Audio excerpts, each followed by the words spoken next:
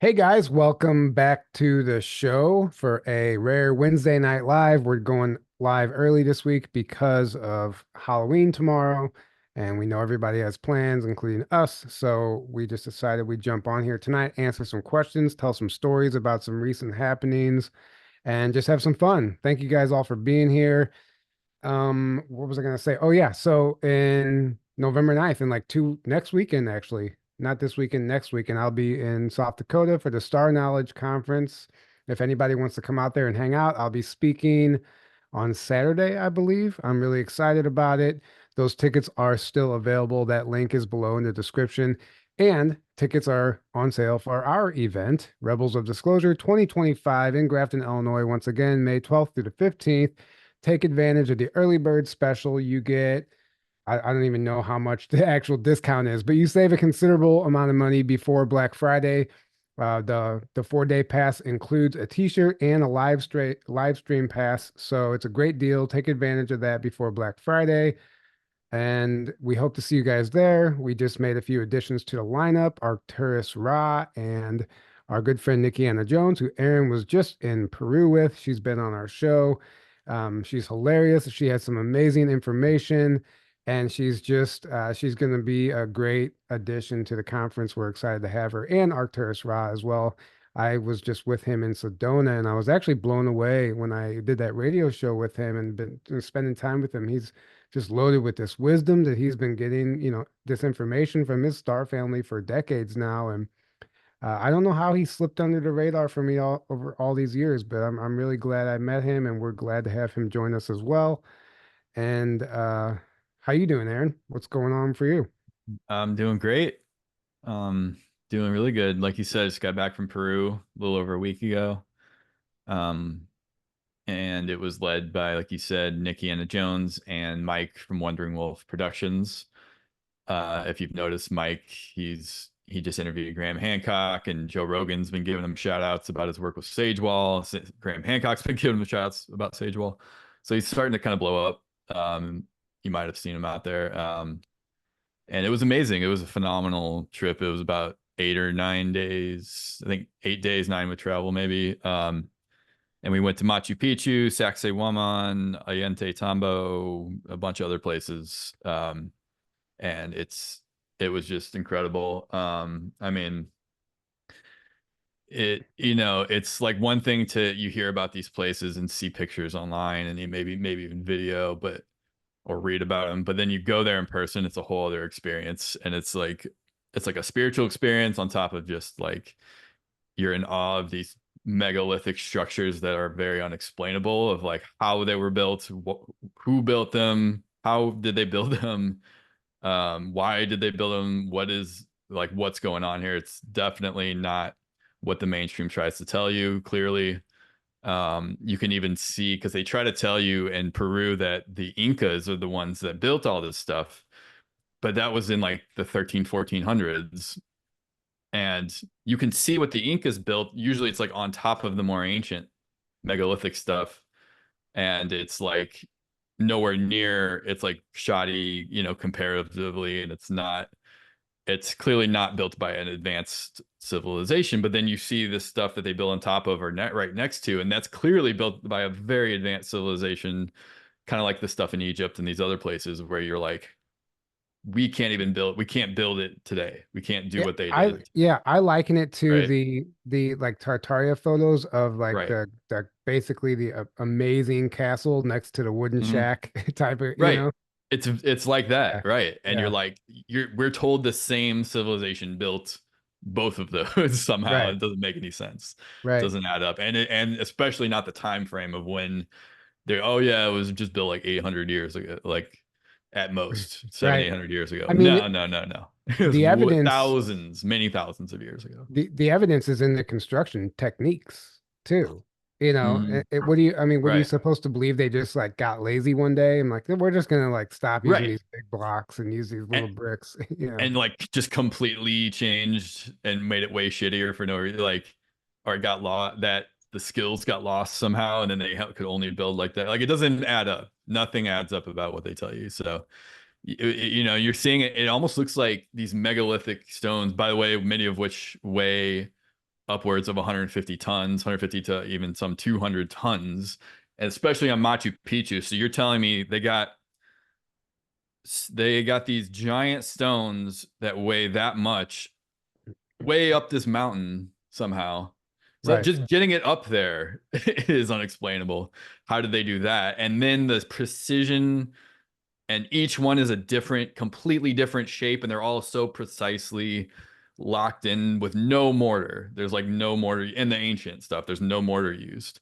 And the newer stuff there is mortar used, and that's, you can tell, okay, they use mortar. And like this ancient stuff, it's like it looks like the stones were melted and then solidified. Like that's what Right. it looks like. I mean, they were. That's Right. like the only explanation. It's like It's the only explanation. if it looks like it, that's what it is. I mean, Right. not always, but in Right. this case, I'm pretty sure like that's what happened. We're just, programmed to believe otherwise. Right. And And they guys, were by able the to way, levitate and yeah, do all the stuff with that type of, right.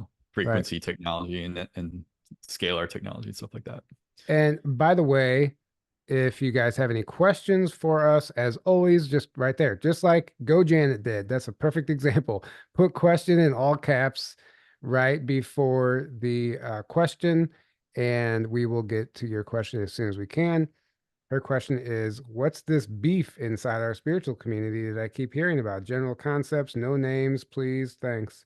I hope we can all talk. I mean, the beef is just everybody trying to find their way right now. Everybody, there's unhealed people. We're all unhealed, right? And we're all just trying to figure things out. Nobody really knows what they're doing. And some people who haven't let go of that ego programming and they're still very ego driven, I would say that they get to a place where they really truly believe that their information is the end all be all information, and they honestly believe that they're the only ones that are right. And that's the red flags to look for. So whenever you got those people becoming the bigger names in the community, they're threatened by other people that are rising that have um, different information, that contradictory information, I guess you could say. So it's just a matter of people really just not looking in the mirror and taking accountability for what they need to do, to get themselves in alignment and start healing. Because what happens is people are out there pointing their fingers, and everybody squeezes into this mold of like this kind of like fake version of themselves. When they go through an awakening, they escape their old life and they're like, oh, I'm this new person now. But they actually didn't heal any of their old life, right? They didn't heal the old Right. version of themselves. So as they go along in the awakening journey, that old version starts slipping through the cracks, and you start sealing all the unhealed trauma and all the wounds and everything surface and all the projection, and it creates a gigantic mess. And that's what we're in right now. So I mean, you can go on and on and on explaining how this is all, how it all works, and, dissecting it. But I think really everyone's doing their best. And some people just really need to look in the mirror and ask themselves, if, I don't know, they just have to start taking accountability instead of pointing their fingers. Yeah, and get out of your ego. Like, why? Only someone who's like super inflated in their ego about their information or a certain narrative will attack other people because they don't have the same information, or that something about them is it's like a threat. Like you said, they're threatened by other information. Why? Like, why, unless it's all about you and your ego? Otherwise, you're not going to care what other people are doing or saying. You're just going to keep focusing on what you believe is the truth, and love, and the true disclosure, and your own work. Like, why do you have to try to force everyone into your box, and anyone who's not in it, you have to demonize, and it's this us versus them game you see a lot of people playing. It's like you're either with us or you're the enemy. That's the Yeah. whole like vibe you get from a lot of these groups that get created. These like clubs that get created, these groups, and they're the only ones with the correct information. They're the only ones with the correct narrative. Everyone else is at best misled, or at worst evil, and the enemy, and must be attacked. And a lot of times what I've seen is like they're really threatened by other like big names in the community that aren't on their page, aren't on their in their club, and they have to attack them. And they have if they can't get them in their group, then they're the enemy, and then they attack them. And that's what people have done to us, to Tyler and I, where even people we used to be friends with, just because we don't agree and don't see eye to eye with them on some things, now we're the enemy. Now they have to attack us and make us into And yeah, the enemy and bad and guys. that's because like we're dealing with narcissists here and people who Right. are literally being controlled by entities in some cases. And Hmm. mind control, there are Absolutely. infiltrators, there are plants, there's any all the above is possible. But what happens in your personal life whenever you're dealing with a narcissist in your personal life and you start to call them out, instead of them taking accountability, what happens? You can no longer fit into their life. The only role that you can play in their life because you are now a threat is the enemy. Right. And so that's what happens. As soon as, even Mhm. if you just ask a question to a narcissist about something that they're doing that even holds a mirror up slightly, you have to be the enemy because you're no How longer dare you question yeah, them? how dare Right. you? You're no longer throttling their ego, and you're now a threat. You're the enemy. Oh, he doesn't agree with everything I say. He doesn't like me. He doesn't flatter me every step of the way. So he's got to be enemy number one. He can't fit into my life. That's the only role he can play, Hmm. and that's what happens. Right. Right. Mm. Okay, so yeah, there's so much we want to talk about tonight too, as far as I oh, by the way, so if anybody wants to know what happened to me in Springfield, whenever I was essentially poisoned and went to the hospital, I told that whole story as vulnerable as I could on our Patreon. There was some details I just didn't want to go fully public with. So if anybody hasn't heard that story and they want to hear the whole version of the story, Aaron and I sat down and recorded almost a 2 hour long video, and we just went deep, and I told every detail that I could remember. And the link for the Patreon is on our website. It's also below in the description. It's only $5 to sign up. And it's not that I'm charging you $5 to hear my story. I just really didn't feel compelled to just make this a public thing. So anybody who really wants to know, they can sign up and check it out there. Um, but there was some things in that video that I talked about where when I went to Sedona recently for the Odyssey event, I ended up staying at this man's house. He was an 85-year-old gentleman who is a quantum physicist who worked 40 years for the shadow government. And he shared with me some incredible information. I shared a lot of it in the video that Aaron and I did on Patreon, but then I realized after the fact that there was a lot I didn't share because it was just so hard to remember in the moment. So I took notes like throughout the week, and so I'm going to be like sharing some of the information that he shared with me. And it's just mind-blowing stuff, actually. And put it this way, Yeah. like he won't talk on camera, but if he would, it would be a breakthrough interview. Like he could be like the greatest whistleblower of our time, but he won't. He's not interested. He genuinely just he's okay with where he's at, and he doesn't see why he's 85. He has a very different mindset than we do about all this, and he's just Yeah. content. And he was told at one point that anybody that he shared the information with on camera wouldn't make it across the street alive with the footage or something along those I lines. highly disagree with them on that Well, because that was I mean, something he was, I yeah, totally respect where how why he feels. I respect that he feels that way.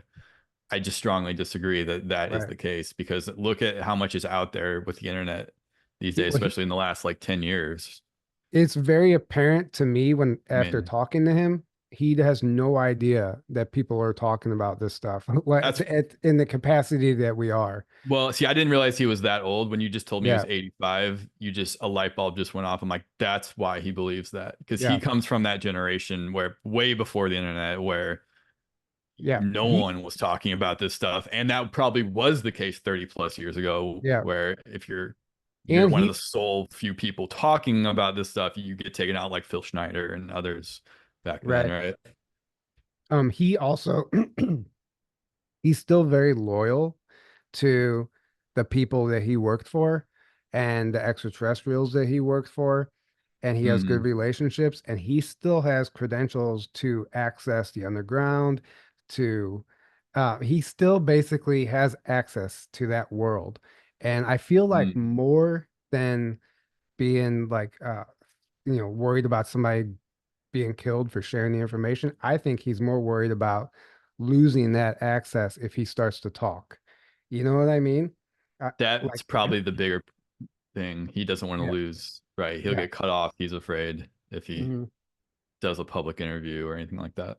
Right. So we can get into who is this guy again? So he is, I won't use his name, but he's an 85-year-old quantum physicist that worked 40 years for the shadow government, reverse engineering, extraterrestrial craft, and many other technologies, working with extraterrestrials side by side, traversing the universe, and very advanced craft that he actually personally helped reverse engineer. He trained with Aboriginals in Africa, Easter Island, and Australia, him and a number of other people, in order to learn how to physically teleport their bodies because the UFOs that they were recovering didn't have doors. They didn't know how to get inside of them.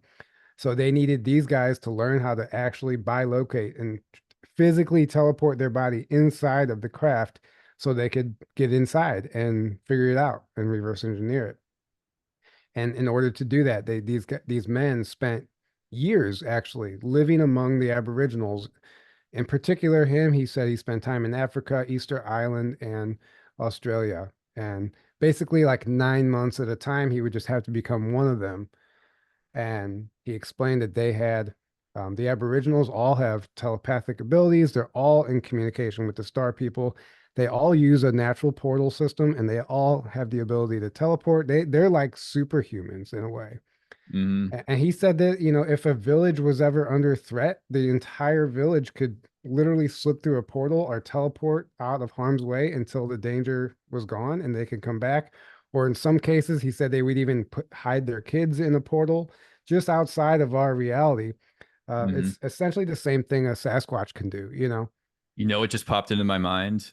There's an episode of Stargate SG-1. I think it's in season one, actually. I think it's in the very first season. What everything you just described is like in that episode. They go to this planet and there's these very primitive looking people, kind of like what you would imagine like Aboriginals, Mhm. like living in tribes and stuff, but they all have these innate abilities turned on where they can go in and out of dimensions and hide themselves, hide their whole village, hide everyone on their planet, um Oh yeah, and do all these things. You know what I'm I talking know about? exactly what episode you're talking about. It Everything you just just said, it's like that's what that's disclosing.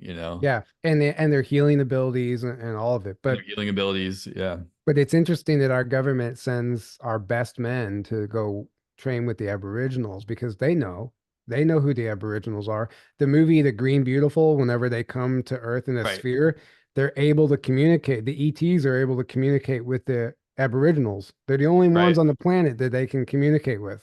Right. So that movie's disclosure as well. Yep. Yeah.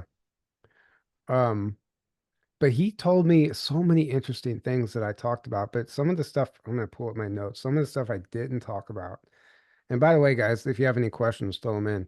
So Stargate, actually, I was asking them about how they traverse the galaxy and stuff, and he brought up Stargate, and he could not stress to me enough how real that show is. Oh yeah. And I was like, yeah, I heard some of the scripts are like direct like mission reports that they just turned into episodes. And he's like, yeah, like he was like Yeah. exactly, like in some cases exactly, like you were seeing, like it's not even science fiction. He couldn't Hmm. stress enough that that show was so much disclosure. Yeah. And And David Wilcock talks about that of like he's had multiple insiders tell him the same exact thing. They're like, what they told him, he's like, they specifically told me to watch Stargate SG-1, and they go, everything you're watching on that show is true. Like yeah, everything you see on that show is yeah, is actually true, is real. he could not stress it enough. So there you And go. That's even more confirmation. yeah, Yeah. he told me about he worked he's traveled many of the underground tunnels, the tunnel network. He said it goes all over the world. He Mm-hmm. said Dulce is 27 levels, not 7 levels like the Dulce plans. Like it is seven Yeah. levels, but that's all we know about. And then it goes way deeper than that. That's where the Yeah. yeah stuff they don't He, want you knowing about. and he said that there is a Stargate down there that where many ETs come and go from the planet down there. Mm-hmm. And man, there was just so much. I was like, How far have you been in space?" He said he's been all over the galaxy and beyond, and I was Really? like, "How far have you been?" And he's like, "Well, there's no signpost out there." So he's like, "You don't know technically how far you are." And he said, "We're not traveling like we are in Star Trek." He's like, "You get in this craft and then you're instantaneously there." It's not like you're Um, flying through space like we think of. It just some s- instantly. Depending on your level of consciousness and belief system, I asked him that. I said, "Are there Mm, craft out there that take, let's just say, 3 months to get to Mars?" And he said, "If you believe it needs to take you 3 months to get to Mars, then it will take you 3 months to get to Mars. It literally is based on your belief system and the level of hmm. technology you're operating with." Yeah. But he said the And craft that they were using were basically the craft itself was like a teleportation device, essentially. hmm. And he Yeah. did say that he did verify jump rooms and all that stuff were very real. Hmm. And And there's a whole spectrum of tech of levels of technology, so to speak, where, you know, in my opinion, there's civilizations spanning that whole spectrum where there's the ones that they just have like the anti-gravity craft where they can kind of fly around one solar system, let's say, but that's about it. And then there's ones that can do that, but they're flying around a whole bigger section of space, but they're still flying from point A to point B. And then you have all the way to what you're describing where they don't need they can literally just basically teleport to right. anywhere they want to. And then there's beings that they don't even need a physical any kind of craft at all. They can just think of a place anywhere and then they're instantly there Yeah. basically as And well. and So that's like the whole secret of everything. So it's really interesting. This whole story right now that we're all living, this movie, mhm. it ends where it began with the Aboriginals. Like everything that they can do, we're trying to get back to. Like so it literally Right. ends where it began. Right. And once we achieve that, and he explained that you can't just teleport. Like if you want to teleport, you can't just greedily do it. He goes, if you can't just want to show off to your friend and teleport. You have to have the purest intention behind the reason that you feel you need to relocate your physical body and transport your physical body. It has to be a Mhm. heart-based decision. And he said Mhm. you have to have a pure vessel, like all the chakras in alignment, a clean diet, like everything that we all like strive for. Like it's true. Like it really takes that to be at one with the planet and the universe to actually be able to shift your body out of this reality and into another reality or into another dimension. Mhm. And he said you also, because I was asking him like, can you teach me how to teleport? And he was explaining, well, it's like a whole lifestyle change, but also he said first and foremost, you need to know how to remote view. And he said the reason being is that you can teleport. If you can get yourself to phase out, but you don't know where you're going, you could literally end up inside of a rock. And he used the Philadelphia Philadelphia experiment experiment. as an example. He said Mhm. that's what happened with them. They didn't have a psychic navigator. They didn't know where they were going, and they Mhm. ended up in the walls of the ship. He said you have to be able to remote view so well that you can remote view an unknown location and see the ground so you can make sure your feet are going to land on the ground. You have to be able to like be there in your head before you can ever even think about wanting to go there, you know? You have to Mhm. see it fully, like be able to remote view it. Without that, you just you could try, but you might not survive, you know? Right. Right. Makes sense. Yeah. Um So what else did he tell me? So he was the caretaker for extraterrestrials that came through the planet or to the planet through the Dulce portal, and he would basically take care of them for up to 30 days before they were assigned wherever they were going to go or doing whatever they would do. He would make sure all their needs were met. So he's met ETs. He said that, he out of his own mouth, he's worked with more ETs than humans, and from all over the galaxy, all different shapes and sizes, 6 legs. I mean, he said things, beings we can't even like fathom the shape of, on top of, the regular ones, Pleiadians and Wow. Nordics and all that stuff. Uh, yeah, he was telling me he's like he doesn't celebrate any holidays because No, they're all nonsense. They're all yeah. fake. Yeah. I mean, He's that's like, and true. he's like, especially Christmas. Yeah. Um, Yeah. It's he, just winter solstice, Saturnalia. yeah, And then Easter is spring equinox, right, or celebrating Ishtar, which is where Easter comes from. It's a goddess. It's a pagan. They're all pagan. Not all, but Easter and Christmas are pagan hmm, holidays that just got Christianized when the Roman Catholic Church took over, and they had to kind of right, like appease the pagans and appease the Christians, and they just mashed it all together. And they're like, these are all Christian. This is all Christian now, right. which it's not at all, and it's way more ancient than that. But Mhm. even that is like, you know, it all comes from an origin point Yeah, and for a reason. But it's like the holidays. There's a you can research, like, we don't just celebrate holidays to celebrate a holiday. It's like there's always a reason it started, and it's like, okay, you can celebrate it for that reason if you want, but like we all nowadays just celebrate a holiday because everyone celebrates the holiday. We don't even know why we're really, except right, for Christmas. People think it's the birth of Jesus, but it's not. It's right. Saturnalia, or it's winter solstice. And that's not actually when Jesus was even born. But then they're like, some people know that, and they're like, well, we're still celebrating on that day, and it's like, okay, fine, it's good and well if you want to do that, but like Right, it's all gone so like people just do things, and just because everyone's doing them, and no one even, so many things, right. no one even knows why they're really doing them. That's a whole other topic He that did we could say talk about for a while.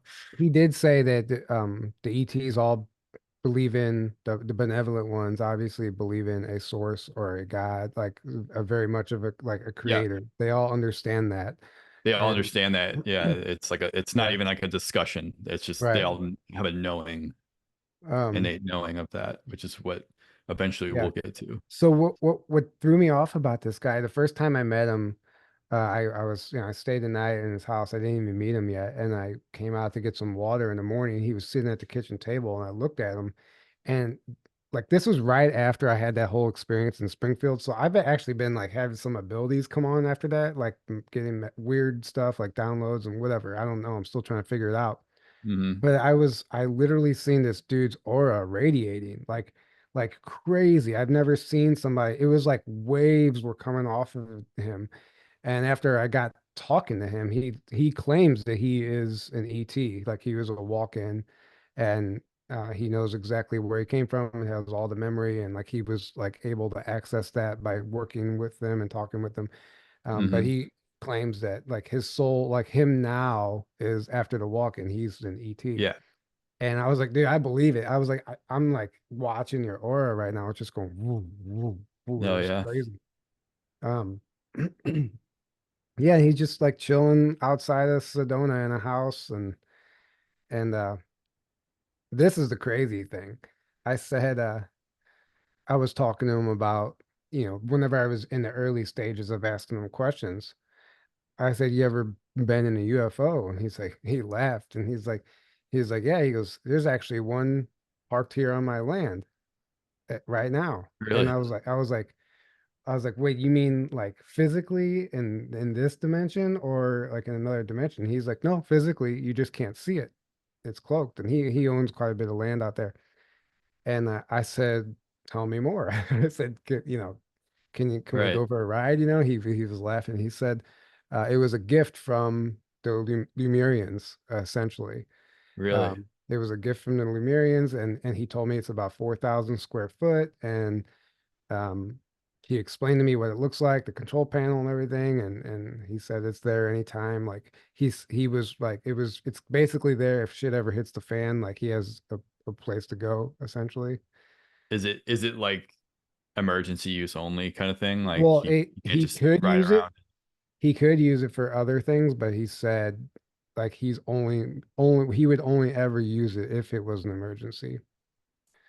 Um, It was amazing. But so what he did, he was brought in, he just signed up for the Air Force. He joined the Air Force and he had these crazy high test scores, and he was approached by two men in black suits, and they asked him if he wanted to work for the private sector, and blah blah blah. They just, gave him this elevator pitch, and they told him that you will be working with beings not of this planet. And he basically said yes. Like, it was pretty much that simple the way he made it sound.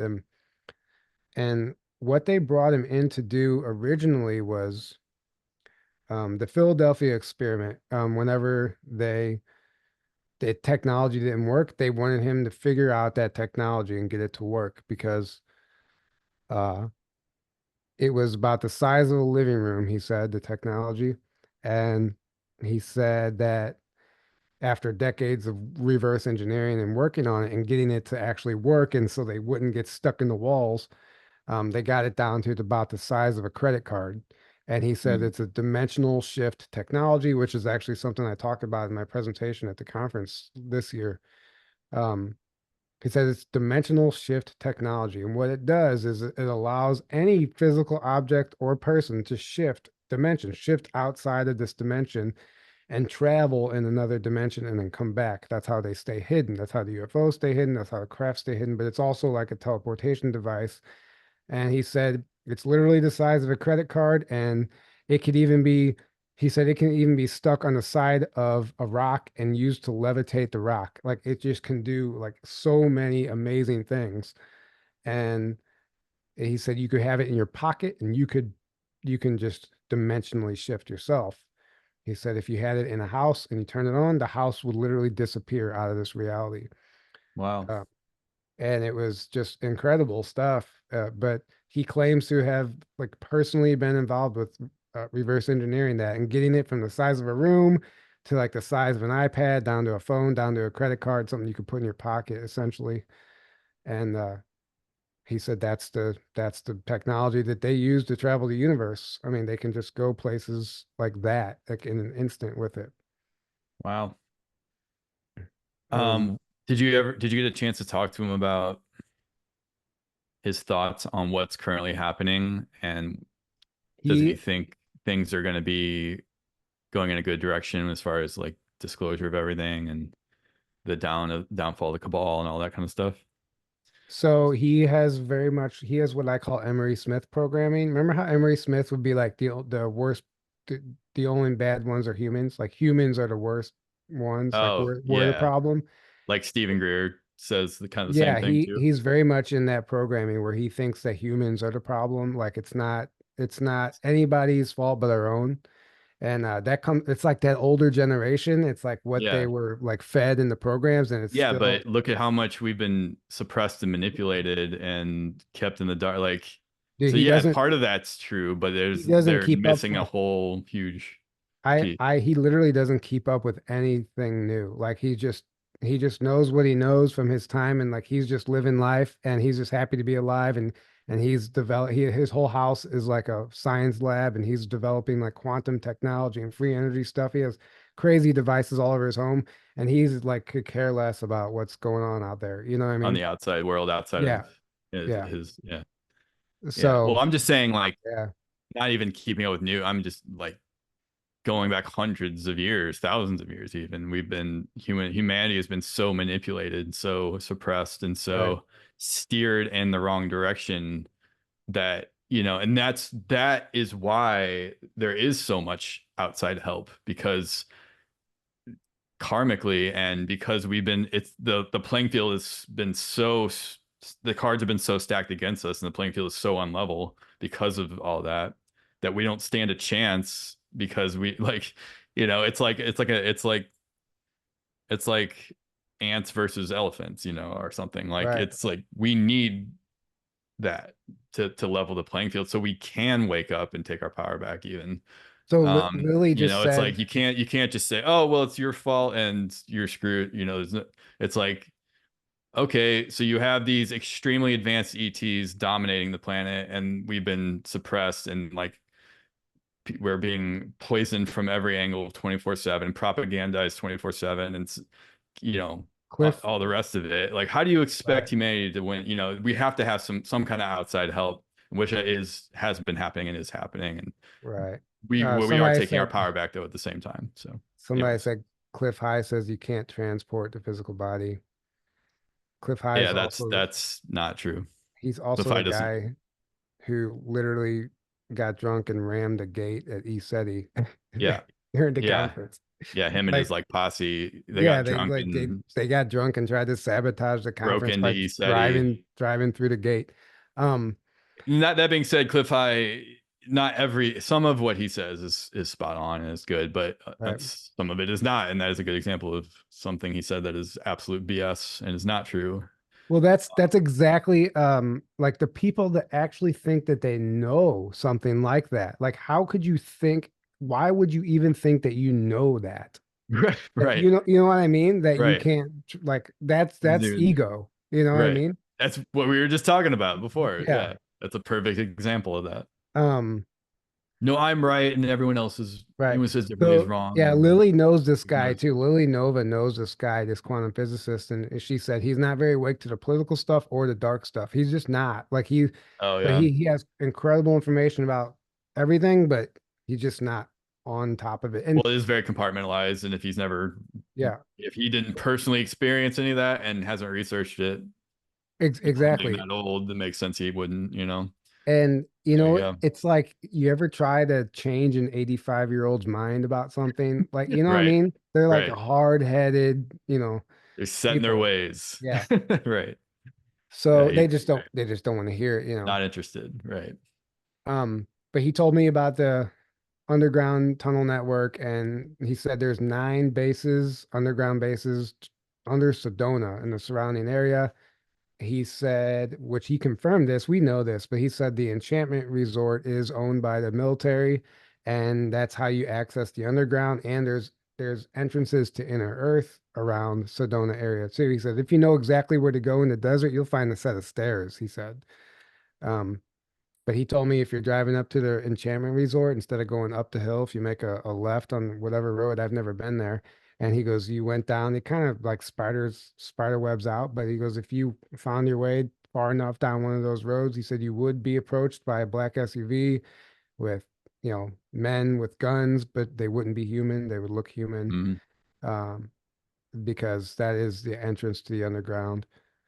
And he said he confirmed all he knew all about Telos and the inner Earth civilizations, and he called them the Inner Earth Society. He said he's been invited down there, but he was preoccupied with what he was doing, for the shadow government. He never actually made it down there, but he confirmed all that. But the one interesting thing he told me was when they were born, he told me all about the plasma boring machines and stuff. And by the way, Mm-hmm. he said the big, massive tunnels that are so big, like you can fit like 4 semis wide. He said those are the old ancient ones that they don't even know where they came from. To their best guess, and he knows this because he knew the teams that went down there to try and date them. He said their best estimate is that they're at minimum 100 million years old. Yeah, 100 million years old, an advanced tunnel network that literally traverses the entire planet. right. He said you could literally drive your truck underground in Sedona and drive around the world because these tunnels go under the oceans and everything. Mm-hmm. Right, right. And Yeah, but there you go. the one thing he said it was interesting, he goes, when they were boring under Colorado, they hit an aquifer, an underground aquifer, and it was water, it was basically supplying water to many areas in Colorado, the whole surrounding area. And they hit this and it created what he called a catastrophic mishap, and they screwed up the water supply for all the surrounding area. And if there's actually this tunnel in Colorado called, or this pipeline, like hydro pump system in Colorado called Adams Tunnel, and it's a water pipeline system that they like built in the mountains. It doesn't really make sense. It's like if you really start digging into it, you're like, why would they ever do this? Well, that was why.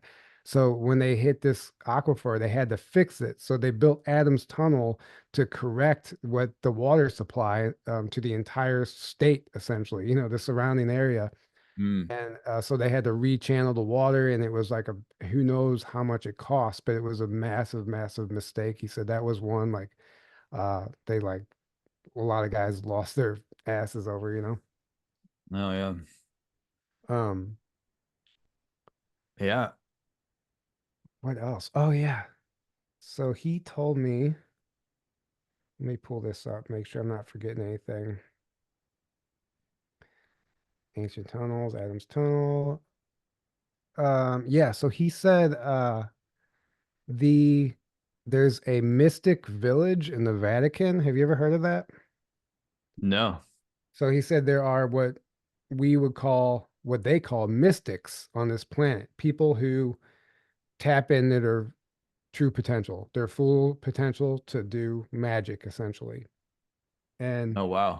and he said there's a mystic village. He goes, you literally go, like if you're a mystic, if you're one of these people, and you're found out, they'll set up a meeting with the Pope or whoever it is at the Vatican, and they'll interview you to see, test your abilities, to see what you're capable of. And if you can prove to them that you are like you have access to your true potential, and like this one woman that he knows in particular did this, that's how he knows about it. But she was able to just like turn herself into a light body in front of the Pope, and it gained her access to the Mystic Village. And in the Mystic Village, there are these people that all have or have the ability to just do whatever they want, traverse time and space, use access their light body, rainbow body, whatever.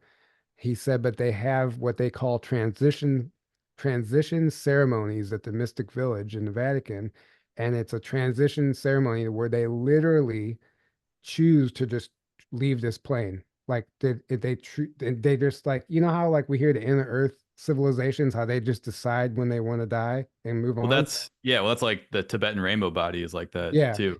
yeah. There's He said been they'll have transition ceremonies. Well, they'll like all he goes they all lay on the ground and do this weird like ritual thing or whatever, and then they transition into their light body and they move on and they just Mhm. go if they don't want to be here anymore. And Yeah. I yeah, mean, there's been hundreds of thousands of people in Tibet that have they yeah. It's like they and there's been hundreds of thousands of witnesses to it as well, where they call it a rainbow body because their body starts like vibrating and turns into this light body that's like rainbow colored, yeah, and then it fades away, and um all that's left is like hair and nails, like anything that's like dead on your right, body, but right. everything else just Oh, goes like your whole yeah, body, and then so that's they like what transition that way. Yeah. right. That's what he said that the like whenever you move into the Mystic Village and you go to the home that they have made up for you already, there's like paintings and stuff on the wall of events in your life that that like were painted, like the date of the painting was painted before it ever even happened to you. So you walk in Mm, and it's like super trippy. You see a painting of you with a lion or whatever from 2009, but you didn't meet that lion until 2017. And like, how would this be painted in mm. 2009? It's like weird stuff like that. Yeah, And interesting. oh my gosh, what else was I gonna say? Um, something along the lines of light body transitioning. Oh, he said that once you get accepted into the Mystic Village, they give you your real name, not your like Earth given name. They give you your real name, and just by hearing that alone, literally fundamentally changes you. Once you learn what your real name is and actually remember who you are, it just fundamentally changes you, and you have like full access to everything and Oh just by wow. knowing your actual name. And it's on record, like they have Yeah, records of everybody's like who everybody really is. that's amazing. Yeah. I just wish this guy would do an interview. I know. Yeah, Speak at a conference. right. Yeah.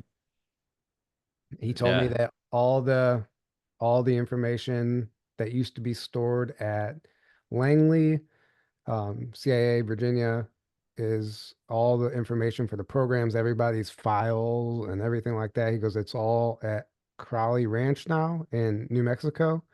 Hmm. And it could be tied to Aleister Crowley. He didn't know, but he said that's like acres of land out there with farmhouses. And he goes, that's where all the alphabet agencies, all those people go to retire. He goes, that Mm, whole Crowley Ranch is all three-letter agency retirees, essentially. Um, interesting.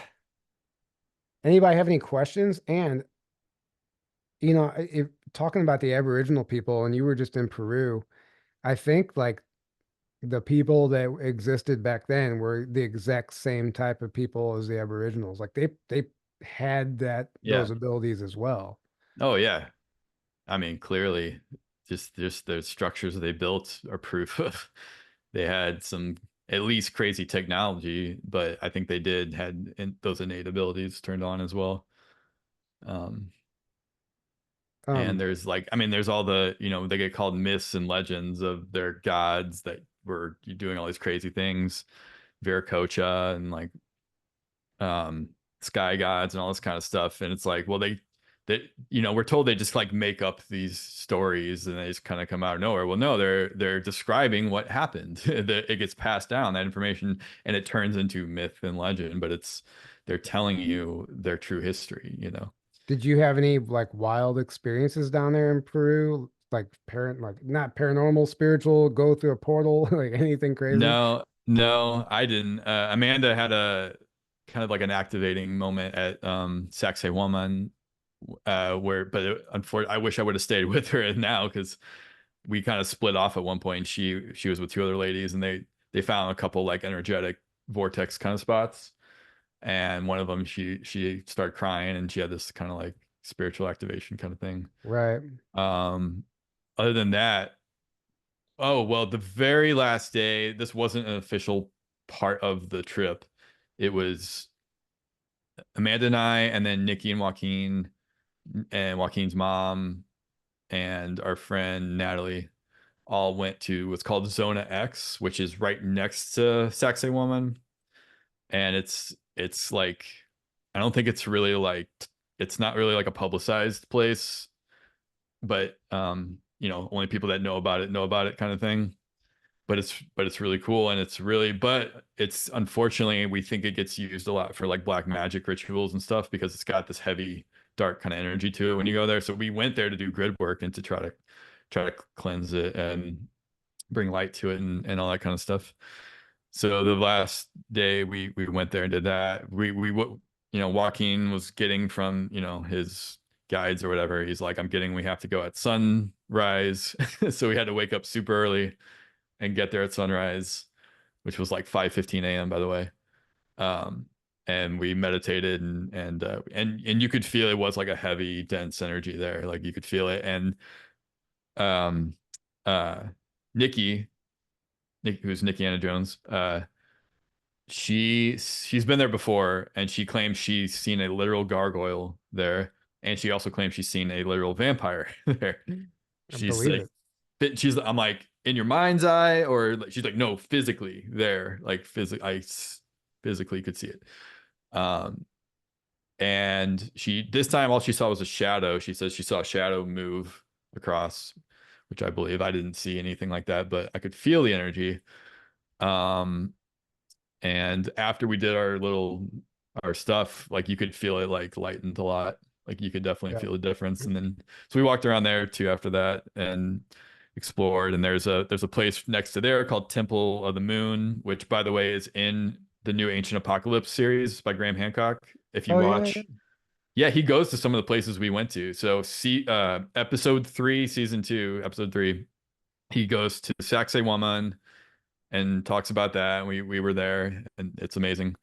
But then he also goes to the Temple of the Moon, and we were like, what? No way, because Yeah, that's awesome. we didn't think that many people knew about it. But it's in the new season, episode 3. If you watch that, you can see he goes in it and talks all about it. There's like a giant snake on the wall. There's this huge, he calls it a serpent on the wall, and there's like this giant platform in there that we think it was used either for like birthing or impregnating or maybe both or whatever under the moon, the moon, and under the right alignment or whatever. Um And there's just all these crazy rocks and cutouts and like formations that make no sense. You're just like, what? How did they make this? And what was it for? You know, there's all kinds of crazy stuff all over the Um, place there like that. yeah, yeah, that's incredible. And we have a couple Yeah. questions. What what are you folks getting on your intuitive radar right now? I mean, I don't know what you mean by that. That's such a broad question. Maybe you can be a little more specific. And the next question from Go Janet is Halloween evil? Thank you for a No. good show. I mean, the Halloween, any of these dates are used. The dark it take the Satanists take advantage of the dates to like do their rituals, but Right. That doesn't in make the date itself evil or that right, or they the just use that date, they use that astrological alignment, whatever it is, right. to perform a ritual to summon whatever they're trying to summon. And like if you look at the book of demonology, and I only know this because I saw somebody share it, it like puts all the key dates that the Satanists do their rituals on. And yeah, Hmm. Halloween is one of them, Yeah. but and it's them summoning the dead and casting spells and do with all the stuff. But it doesn't mean that if they weren't there doing that, the day itself wouldn't be evil. Right. They use yeah, and that it's the same it's just like a cult gets a bad rap because of black magic because it's used for negative, but that doesn't mean the knowledge and the practices themselves are bad. They can be used. It's a tool, like a knife can be used to kill somebody or make a sandwich or do something good, right? So it's a Right. tool that can be Right. used for both negative or positive. It's just your intent and how you use it. But the yeah, so there's like Samhain, you know, the it's a day that the veil is very thin. It's a time of year where the veil is very thin, and also there's alignments going on, you know, as well. So it's a very powerful kind of like portal day, you could say, where you can very easily contact the spirit realm or do rituals and Yeah. uh, you know, it's going to be a powerful day to do any kind of energy work. Right. But I would, And unfortunately, the dark uses those, but the light uses those as well. So right. we need to use those days to do good to I mean, counter it. I would suggest, since we know how psychopathic these people are, like when Halloween comes around, like, yeah, put up some protection. Don't open yourself up to that stuff. Don't feed it any energy, Right. and it won't affect you, you know. Right. Obviously, it's Exactly. gonna like some people out there like crave fear. They want to go to haunted houses. They want to watch the scary movies. They're the ones who are just consenting to it, you know. Right. And like I mean, we can get into the whole topic of scary movies and the loose farming for harvesting from, haunted Hmm. houses and stuff like that. But it's all about it. Literally, if you put a movie on, if you put on The Exorcist and hit play, you have now given consent for Hmm. you're opening a portal straight into your living room for these negative entities to just come right in and even subliminally like program your mind with whatever Yeah. fear, whatever it is, you're Yeah. giving your consent. So You're I just, participating in the ritual essentially yeah, is right, what's yeah, you're literally by watching it, you're participating. It's a ritual that you're participating in, right. and your energy is being siphoned and being used for that, for what Um, and for their purposes for that, you know. So, question from Lily: how was your experience in Sedona? How did the energy feel there? Well, my it was amazing for one because I was staying with this quantum physicist, and I got to have some amazing conversations with him. Which, by the way, something else I want to mention that he told me. So I was in the bedroom I was in. I just opened the blinds and I was trying to take a picture of the mountain. And for some reason, my camera, and when I held the camera through the window, the screen on the window, it was like completely blacking out the mountain. I'm like, that's crazy because it looked fine in real life, but it was I couldn't take a picture. And then I noticed there was a screen on the bottom. So yeah, I had this whole conversation with myself in my head about this, screen. I'm thinking that's so crazy. I'm looking, whatever. I go out in the living room or in the kitchen and we're talking, I'm talking to him, and then he brings up on his own about the screens in his house are quantum technology. And I was like, wait, what do you mean? Because I was just like looking at your screens and wondering why I couldn't take a picture through them. And he said, yeah, it's a quantum technology that his whole house is lined with, essentially, even the screens on his window. He Really? goes, it stops, he said, it literally stops interdimensional beings from coming into his home. Oh, wow. It's like Wow. they can't access his home to whatever, attack him, whatever. It just like Right. stops. They don't have access to that area. And That I just explains was why blown. you couldn't take a picture through it. Yeah, I Yeah. was like, I was so baffled by I literally sat there, just in this morning, I was just waking up and I was like looking at the screen, thinking about it. And then he goes out and tells me, it's like, oh, yeah, it's a quantum technology. Oh yeah, it's quantum Yeah. technology. I was like, dude, Like, of that's, course. yeah. And, but so my time in Sedona was amazing. It was every time I go there, it's like a new experience. And like, I don't know if it's because it's changing or I'm changing. I'm just perceiving it. I think I'm perceiving more of the Hmm. different energetic layers there and the different frequencies. Yeah. And this time around, it was like it was almost like I had never been there. And it was incredible. I didn't want to leave. I enjoyed Hmm. every second of it. It was, it was quite literally, it was just amazing. And the frequencies there Yeah. are just off the charts. And it was hard for me to sleep actually, because it takes you some time to get adjusted to that energy, especially if you're sensitive. But it was great. The altitude was the rough part in Peru because it's so high up. Oh, Like, well, when you oh yeah. Lima's not, but when you go to Cusco, it's like way up there. And then you go to some of these places and you're like 11,000, 12,000 feet up some of these places, and it's hard to breathe. It's a lot harder to breathe. And there was one day we hiked up. So one day we just went to Machu Picchu and like walked around, and then we came back the next day and there's a mountain. It's like called like Machu Picchu Mountain or something like that.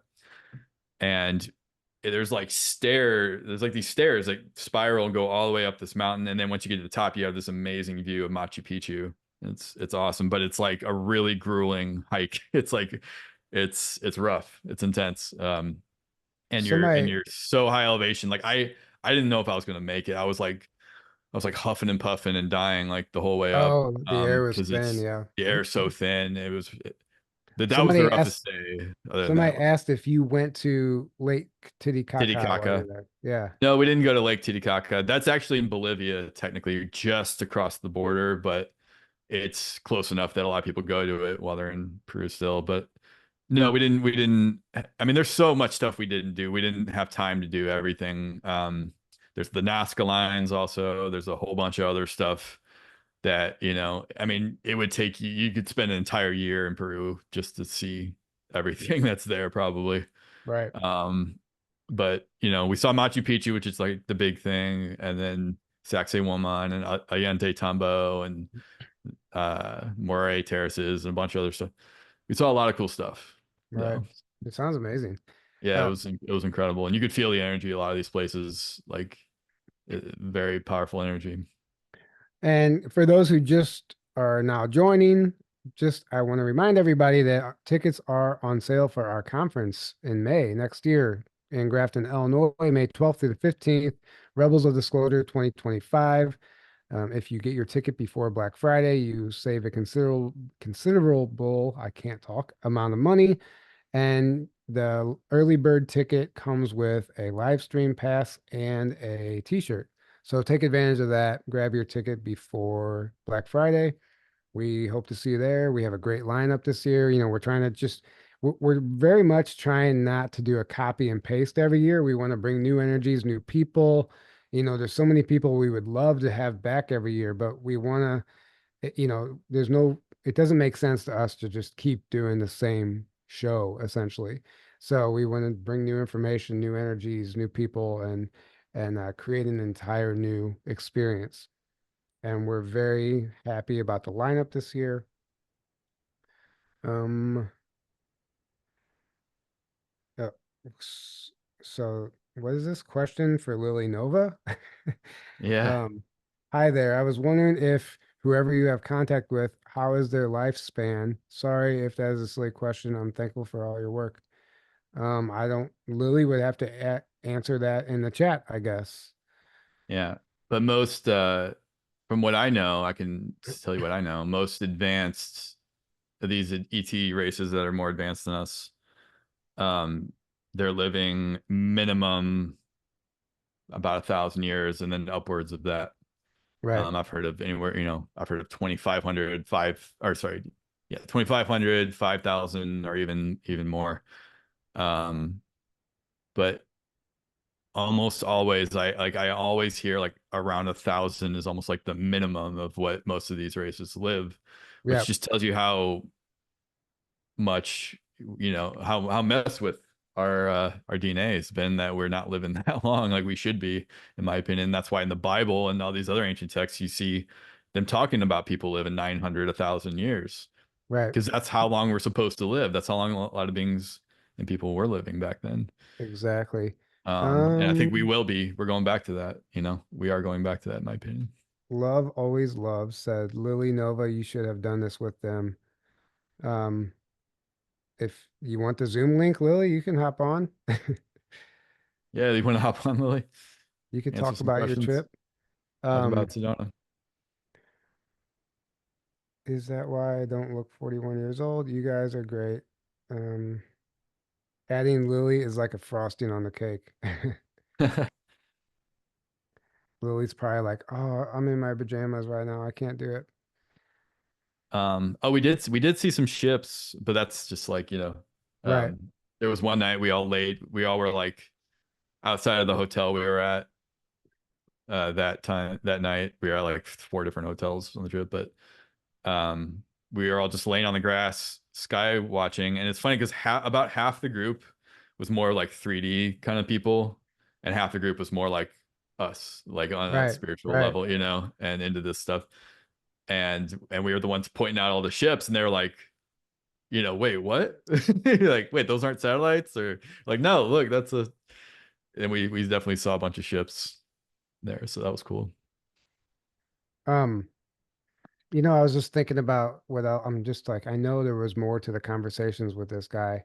He was talking about parallel universe, parallel Earth, all that Hmm. stuff, time travel, other timelines, all this like all the stuff that we talk about. He was just verifying it, and it Yeah, was so matter of fact to him, and it was just amazing. And like but it wasn't just matter of fact. He like could expand on it. I mean, he's a quantum physicist, so he understands it, right.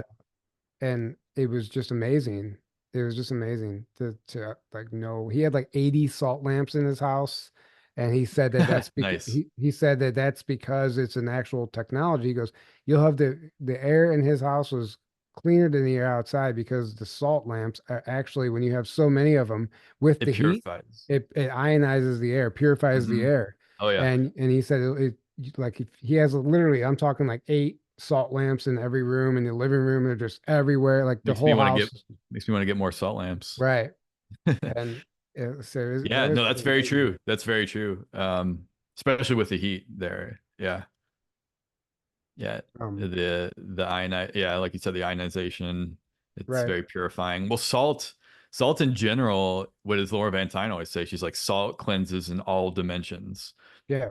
And that's why people use salt for protection or for rituals or things like that, because Yeah. it's a Yeah, very that's like a powerful. bonus. I mean, it's clearing the That's air, but it's also protecting your it's home also protecting you energetically. spiritually, Yeah. right? And from cleansing all dimensions. So get salt lamps, people. Salt, or just salt in general, is very protective and very cleansing. And eat good Um, salt, like pink salt. so Oh, by the way, we did go to a salt mine, Mara salt mine there, and there's like thousands of these like salt pools. It's really cool. And we bought a bunch of salt from there, so it's like amazing salt, um, that we um brought back. So that was cool too. that's great. Question: do you think the 85-year-old knows the main character in the Sands of Times books? I thought the same thing, but he did not Did you? I was gonna know. say, did you ask him about that? Any name that I mentioned to him, he never heard of them. Like he just doesn't Any? know. Like I'd only mentioned a few, but he was like, I don't like he doesn't know about like a lot of Like the Bob research. Lazar even, I or didn't ask him that big? that, Oh, but okay. um he just didn't seem to know many people. But I wondered that myself. I just never asked him, because he Yeah. had all the same information and was working on the like he literally was working on the Philadelphia experiment, like not on it, but they brought him in to fix the problem, Hmm. and they got it working. They got the technology working, and then they, downsized it, like I said, which I thought was amazing. And yeah, he said, yeah, it's the size of a credit card. And I was like, do you have one of the devices here? He's like, no. Um, but I Yeah. was like, I kept joking around with him because he said, I said, could you right now access the underground, the tunnels if you wanted? And he said, yeah, I still have access. And I was like, you want to go for a ride? And he laughed. He doesn't he doesn't drive anywhere. He thinks like it's the most inconvenient way to travel, he said. Yeah. I mean, it is. Yeah. I and I asked him, I said, what, like, have you teleported from your home to go places? And he said, yeah. And I was like, well, like, give me an example. He's like, if I don't want to spend $4,000 to go to Australia and I need to go to Australia, I'll just go from my bedroom. And That's like, amazing. yeah, and and I was like, could you teleport from this chair to that chair? And he said, yeah, absolutely. But he goes, it doesn't, he couldn't like stress enough that it doesn't work if you're trying to show off. Like you have to have a genuine, like he said, if it's like to train someone or assist somebody in understanding, then you can do it. But there's like these weird guidelines about it. Um, and this is, considering that he's just not blowing smoke up my ass, but which I don't believe he was, No. because like I Yeah. just I just knew he wasn't. You can feel it. He's a very, Right. very tuned in and very tuned Right. I in. mean, you literally experienced the technology in his house before he told you about it. Well, That's a proof right he did there. some amazing energy work on me. Oh yeah. And yeah, he was like, your hip pain is tied to a belief system that you have probably about Mm, yourself. And I was like, well, I'm pretty open-minded. And he goes, it could be any sort of belief system, but he goes, what I'm getting is that you're ignoring who you are, meaning like you're an ET. He told me I was an ET also. He's like, you're an ET and you need to remember that. And as long as you keep ignoring that, that pain that mm, energy is hiding in your hips. And when he told me that, my left hip started radiating, throbbing with pain. And like it really? was insane. And he said, yeah, your body's talking to you right now. That's because you need to remember who you are. Otherwise, you're Yeah. never gonna get rid of this pain. And then I was like, Like a I was star like, seed. You mean like an ET incarnated in the human, like a yeah, star seed. yeah, Yeah. you need it. Like, I need to acknowledge that. Like, he's like, you're not, Yeah. he goes, what happens to humans and what happens to you, and this is why you're in pain, is you've gone you've been programmed so far into being a human that it's become detrimental to your physical body. And Mm, it's like you need to remember your ET, like your starseed lineage, and start acknowledging it and recognizing it and integrating it. And when he yeah. was telling me that, my hip was radiating. It was like it was literally hurting. I was like, dude, my hip is throbbing with pain right now. And he opens this book that had all these equations and all this shit and all these different colors and stuff, and he had a color wheel, and he goes, put your hand over the red and the scarlet color, put your left palm over it, and he goes, that will take the pain away. And I did, and the pain stopped almost instantly. He said Really? the color red and scarlet together is associated with pain. He's like, every time that you're in pain, if you can find these colors and put your left hand on it, the pain will alleviate. It'll alleviate the pain. Wow. And Well, colors have frequency, as we know, so that yeah, makes sense. exactly. And that's what the Yeah. whole book was about. It was like he Hmm. said you can literally play the color red on a guitar. And I was like, yeah, Right. I know that. And There's but a he the sound, there's a frequency of yeah. sound that So correlates to so the he visual. said he goes but and he goes, now that being the case, if you know the frequency for the color red, that's a healing, and you play that on a guitar, you can write a song that can heal people if it's Oh tuned yeah. right, you know? Yeah. And it was just like it was just amazing. I don't know. There's so many things. I want to talk to this guy now. Right. Like next time I'm in Sedona, I want to try to meet up with this guy. Um, Um, Tyler, what is the biggest lie? Oh, wait, let's go back up. I missed. the f- Honestly, do you you think we'll think have open? we will have open contact in our generation, face to face with non-human looking ETs? Just asking. Thanks. I think it depends on how old you are. I think Tyler, I think you and I will for sure, personally.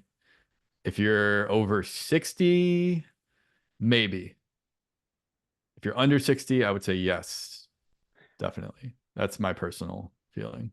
Sorry, guys, if you didn't make the cut. Sorry if you didn't make the cut. That's that's just my feeling. Right. I think anyone under 60, yes, for sure. Unless, I mean, we could all die tomorrow, right? Or something like you don't Yeah. know when you're going to be leaving. Assuming you live to around 80, 85-ish, if you're under 60, I would say absolutely 100% yes. Because I think it's going to happen the next 20 years for sure, within the next 20 years. Yeah, I mean, I believe that it's already happening with It's certain already happening. Right. individuals. And this is Right. another thing he told me. He said there are more ETs walking around Sedona than you can imagine. He goes, they're Oh, I here. believe it. And he's like, they're literally walking around town and you pass them. Many other Yeah. places than Sedona too Yeah. as Mount well. They Shasta. look Yeah. exactly like us. You would Yeah. never know unless you Yeah. you get these, Yeah. senses, or you can. But yeah, he definitely was just like, yeah, they're ETs. They're here walking around Sedona. Like they're just on the streets. They're, Right. uh, I mean, Jerry yeah, Wills right. is Exactly. he was probably It's was a a baby. perfect example. Right. Um, Next question. Tyler, what is the biggest lie that has broken off you, a belief you thought was truth? Um, Man, that's a good one. I don't know if I like I was it's never things that have broken off, but it's me expanding on what I thought was already possible.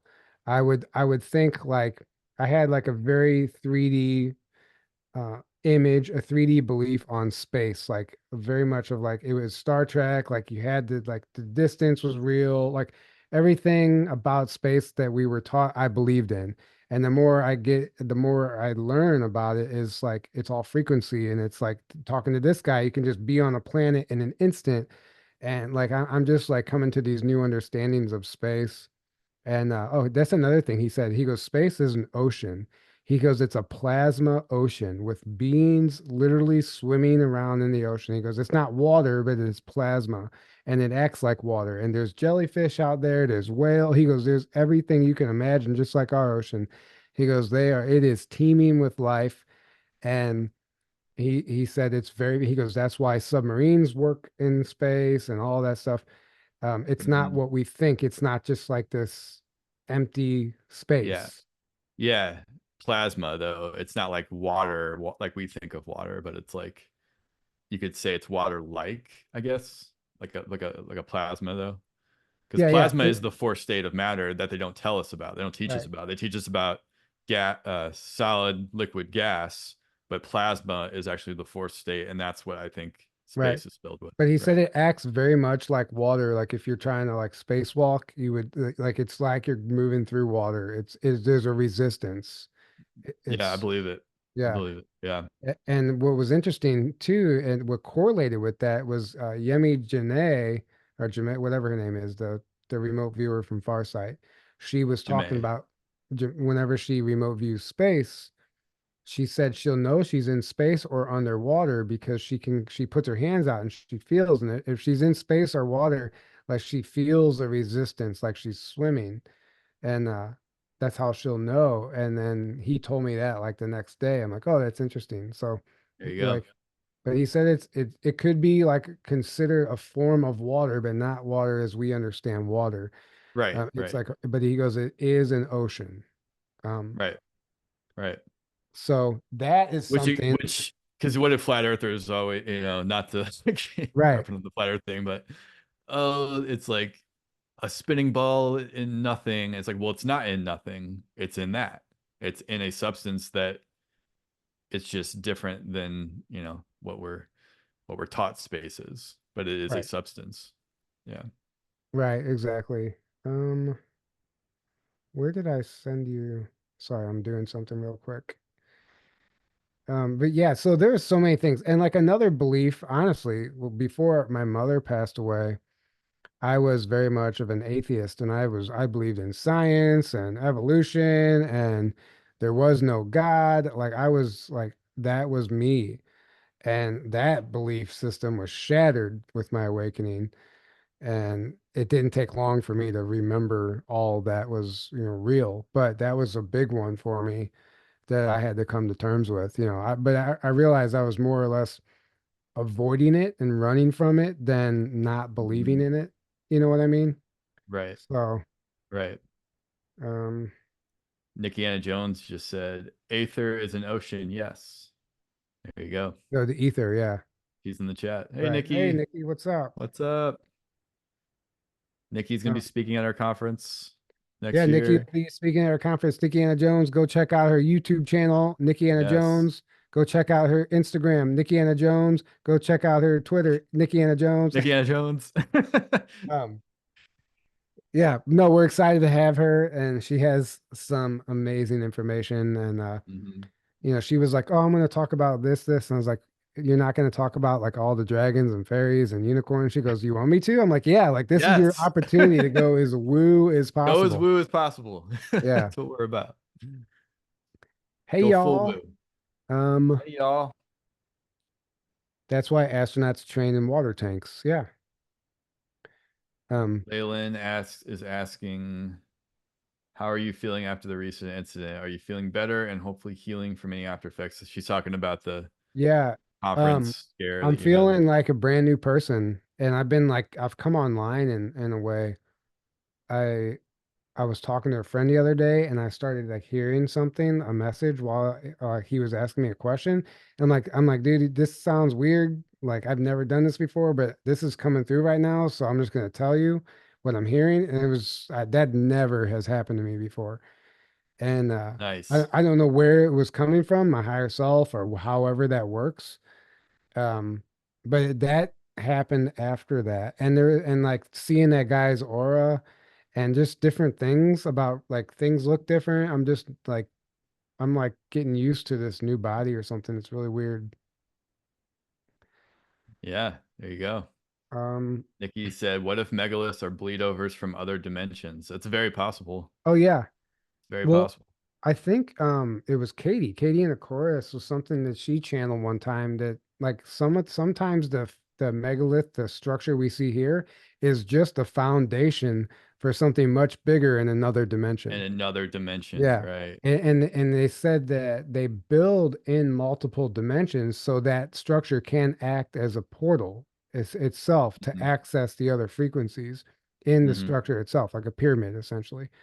Right, It's basically they're bigger in other realities, in other dimensions. right. I would That, agree with that. that totally makes sense. I agree with that. Yeah. Um, Question. Any way or tips to recognize SSP testimonies, a screen memory versus real memory? Asking because so many YouTubers are getting confusing. Um, yeah, so definitely it is a very real thing to get screen memories or even believe you were involved and you weren't involved. Um, I can't speak for anybody. You have to put yourself on a healing path, a healing journey, and get to know yourself. And if you have memories, you need to either go through a regression or whatever modality you need to use to break through and penetrate to see if that's a screen memory and Yeah. see if there's something deeper there. It I don't know how I don't know actually. I can't There are many answer. ways to do Yeah. that to tell if it's a screen memory. And screen memories are not as solid as I think a lot of people seem to think they are. There's usually tells even right off the bat that it's a screen memory. And if you study up on that and you can absolutely figure out it's a screen memory, one, and then two, recover the memory that the screen memory is trying to cover over. Well, it's like a There's ways to recurring do that. dream. Like a recurring Right. dream, if you have it over and over, and like this same thing happens to me all the time, that's most likely a screen memory. Like they're just Right. like give you that memory to cover Right. up whatever's actually happening. A lot of people report, a lot of like UFO abductees and stuff report having the same recurring dream over and over again, and they end up finding out that's their screen memory from their abduction. That was like a traumatic thing, and it's usually like it'll be like an animal or a clown or a, something other than the ET that it's like screened over. And but a lot of times the other details will be the same, but they'll Right. cover over like some of the main uh Right. key details, like the beings or certain things Um, like that with something else. what's something that stands out to me is Gary McKinnon, the guy who hacked the NASA Yeah. servers, and we Hmm. found this out through a friend of ours. I won't even use her name, but she's friends with Gary, and she was talking to him about the secret space program and stuff, and he specifically doesn't affiliate with that community because he said a lot of it is just mental health issues. He goes, it's real, the secret space program is real, but a lot of it is mental health, and Unfortunately, there is unfortunately, a big issue there. Yeah.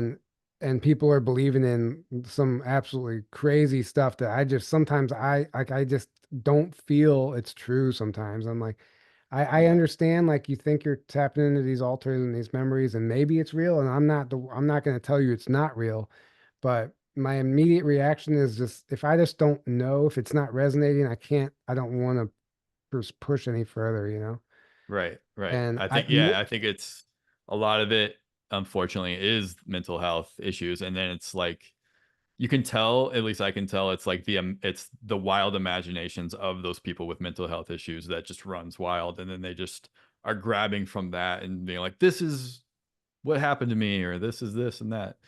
And it's right, just so obviously like not based in right. any kind of reality. It's That being said, there is a lot of truth as well, and you have to learn how to discern the true stuff yeah, from that. And there is a lot of truth. Obviously, we're doing a whole documentary right. on this subject. We know it's real, Right. obviously. No, it's very real, and I'm not trying to discredit anyone because I think No, everyone's doing their best to try and remember, and sometimes it's amazing information, but I don't know where it fits into anything. You know what I'm saying? I'm right, like this isn't even, we're like so far beyond disclosure now. Like some of this right, stuff, like if somebody's on the outside looking in, it's like a comic book, right, like right, literally like what Corey Good turned it into, a comic book and a video game. And that's right. intentional because when people research it now, like Corey Mhm. Good's making a video game called 20 and Back. Well, if you research 20 and Back now, if you're new to this, you're gonna get a video game. All you're gonna Or get is you're a go- video game. or you're gonna get his comic book, which is a children's comic book. And that's why I don't like, I love the AI art, guys, And and that anyone. does and that does two things, not to cut you off, Yeah, but like it discredits the information because now people are going, oh look, it's it can't take it seriously when it's turned into a video game and a comic book and whatever. Like two, it buries the real information, like you said. So now if you're trying to search it online, you're gonna have to wade through all that first before you can get to any real good information. It's right. burying it. Yeah, it buries it. Yeah. And that's why I just like, we have to be careful about what this actually looks like from the outside looking in if we want to be Hey, taken seriously. yeah, hey Um, Lily, you Hi, joined how's it us. going? Yeah, so, I was like, okay, I'll come in. Yeah, like all right. okay, Yeah. Lily, we're going to throw a question at you right away. What's Okay, a what? step we can take in order to remember who we are? Oh, that's a great question. That's exactly what my star family's training me on. You don't even Um, look like you were just laying on the couch. You look like you're like all perfectly, like all towed up. no, Uh, no, no, no, no. Yeah, I've been resting today. Sedona was crazy. I just got back from 2.5 weeks of Sedona energies. So I'm like, and I Nice. just got back in late last night. So yeah, I'm kind of like resting today. Getting acclimated to St. Louis energy, which is like, whoa, St. Louis energy is weird coming from Sedona. But Yeah. anyways, how to remember. So mantras are really great. Things that I used to do is I would literally, you have to kind of like reprogram your subconscious, your conscious, and your cells really, because all that information is within your DNA. It's within your cells of your Mhm. body. So what they taught me to do was just talk to yourselves. And I would say, I am remembering who I truly am. And it may sound kind of cliche, but the affirmations and mantras, like I would write it on post-it notes. And I would just repeat those every day and then meditate on it too, of course. But you'd be surprised what comes up from doing that. And DNA activations, literally, because it's all in your DNA. So that's kind Right. of like a short answer, but that's Right. been incredibly profound. You'll start having memories that will come up, new gifts will start coming online. Just amazing things will happen whenever you focus on your DNA. Right. And Yeah. you can like I think it's important to turn off your autopilot, meaning that we all have programmed responses to every situation and every conversation. And I notice if I go to a restaurant or whatever, and I'm like, "Hey, how's it going?" And then the server will be like, "Oh, another day in paradise." Or if it's Monday, they'll be like, "Oh, it's Monday." Or if it's Friday, they'll be like, "How's it going?" "Oh, it's Friday." Like it's a programmed response. So you Hmm. like if you can start to recognize the program responses in other people and then recognize the program responses that you yourself have, and then you deprogram that, like you stop responding in that way, and you step out of that, it's all like this fake identity in a way, and you start to dismantle that. Like little subtle things like that too will slowly get you to where you need to go, I think. um Yeah. like stop, like literally stop yourself from just saying, "Oh, another day in paradise." That's a literal MK Ultra program. Like we're Oh programmed to yeah. say that. So you have to like break that programming to even begin with, and then all the stuff you said. But I think there's layers to it. Right. And I want to add, because some people are very impatient, and I totally get it. We're probably used to up there things manifesting like instantly, but down here we have to like sometimes we have to like work at things. It's a process. I'm Yeah. still learning more about myself every single day. There's so Yeah. many different past lives or parallel lifetimes, and if you're in the programs, that's like a whole other layer. And how many programs you're in, there's so many different layers to it. So it's a process. So I don't want people to feel bad because they don't know everything. They don't know how many lifetimes they've had on Earth, or detailed things. I think if you focus on it and you put your intention there and do your healing work, as it is time for you to know, you will begin to remember those things, and they'll probably come in bits and pieces. um okay, Yeah. next question. Lily, any thoughts on how America will shift after November 5th? um Everyone wants to know. Well, I haven't even like paid attention to, not, I won't, being in Sedona for the last 2.5 weeks, that was the main point of me going there, was to work with the grid and clear a lot of dark things and focus on anchoring in the highest timeline. So I feel whatever happens, and I have a video that we did together that shares a bunch of, I don't know if you'd call them like predictions or whatever, things that will happen, or of the highest timeline things, a lot of disclosures like the JFK files. I've been hearing in my mind like the Epstein list, that coming out, stuff like that. But that goes into detail with it. But since this last week, I feel a really big shift. And since my retreat in Sedona, and everybody else working hard, Aaron, you guys were doing grid work in Peru. I really Yep. feel like there's been a huge shift, and whatever does happen, I think it is for the highest best for humanity. It might get messy for a minute. Um, Earlier, I was kind of tuning into it for a second, and I just got the message like lessons are going to be learned, and it's going to be good. So even if it looks like kind of freaky at first, I think ultimately we are in our highest timeline now. Right. My Yeah. perspective.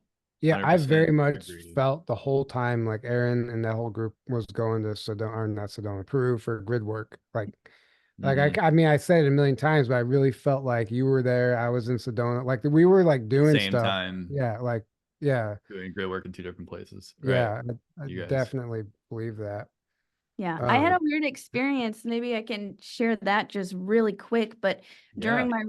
during my retreat, we went to Cathedral Rock, and we all did Mhm. it like an activation. I think we were like holding hands, and or no, wait, this was at Bell Rock. And during that, I had an experience where, and I caught this really big golden orb on camera. I posted the footage on Facebook and whatever. And if you zoom in, yeah, it looks like you can see people in it. It's a really Nice. incredible and really cool footage. But during that experience, I had like a vision or experience where the people from in the retreat, we were on this ship that looked, it was like kind of like not a circle boat, you know, an oval shape, and it was like a metallic, but it was like this time travel ship. This might sound kind of out there, but it was us, and we were visiting us, like time traveling to us. I think it was like from another timeline or something. I don't know. Something shifted during that, and it felt like good. It could have been us visiting or planning to be there in that moment to help shift something. Right. So I Yeah, don't know. I thought that was cool. Is is that is cool.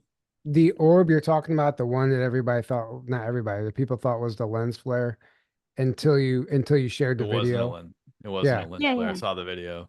Yeah, because I just shared like a picture of it, a screenshot of it, and a few people said it was a lens flare, but the I, video, it's obviously not a lens yeah, flare. I mean in the photo it could very much be written off as a lens flare, but when you play that video of it coming in and circling and leaving, Yeah. like that's obviously something. Yeah.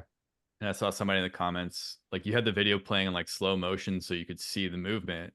And somebody was trying to say because all the people were still, that you just used a still photo and then like Like I was you like, no, they literally were hoaxed it. meditating for one. Yeah, like that's why they were still, and it Yeah. was slow motion on top of that.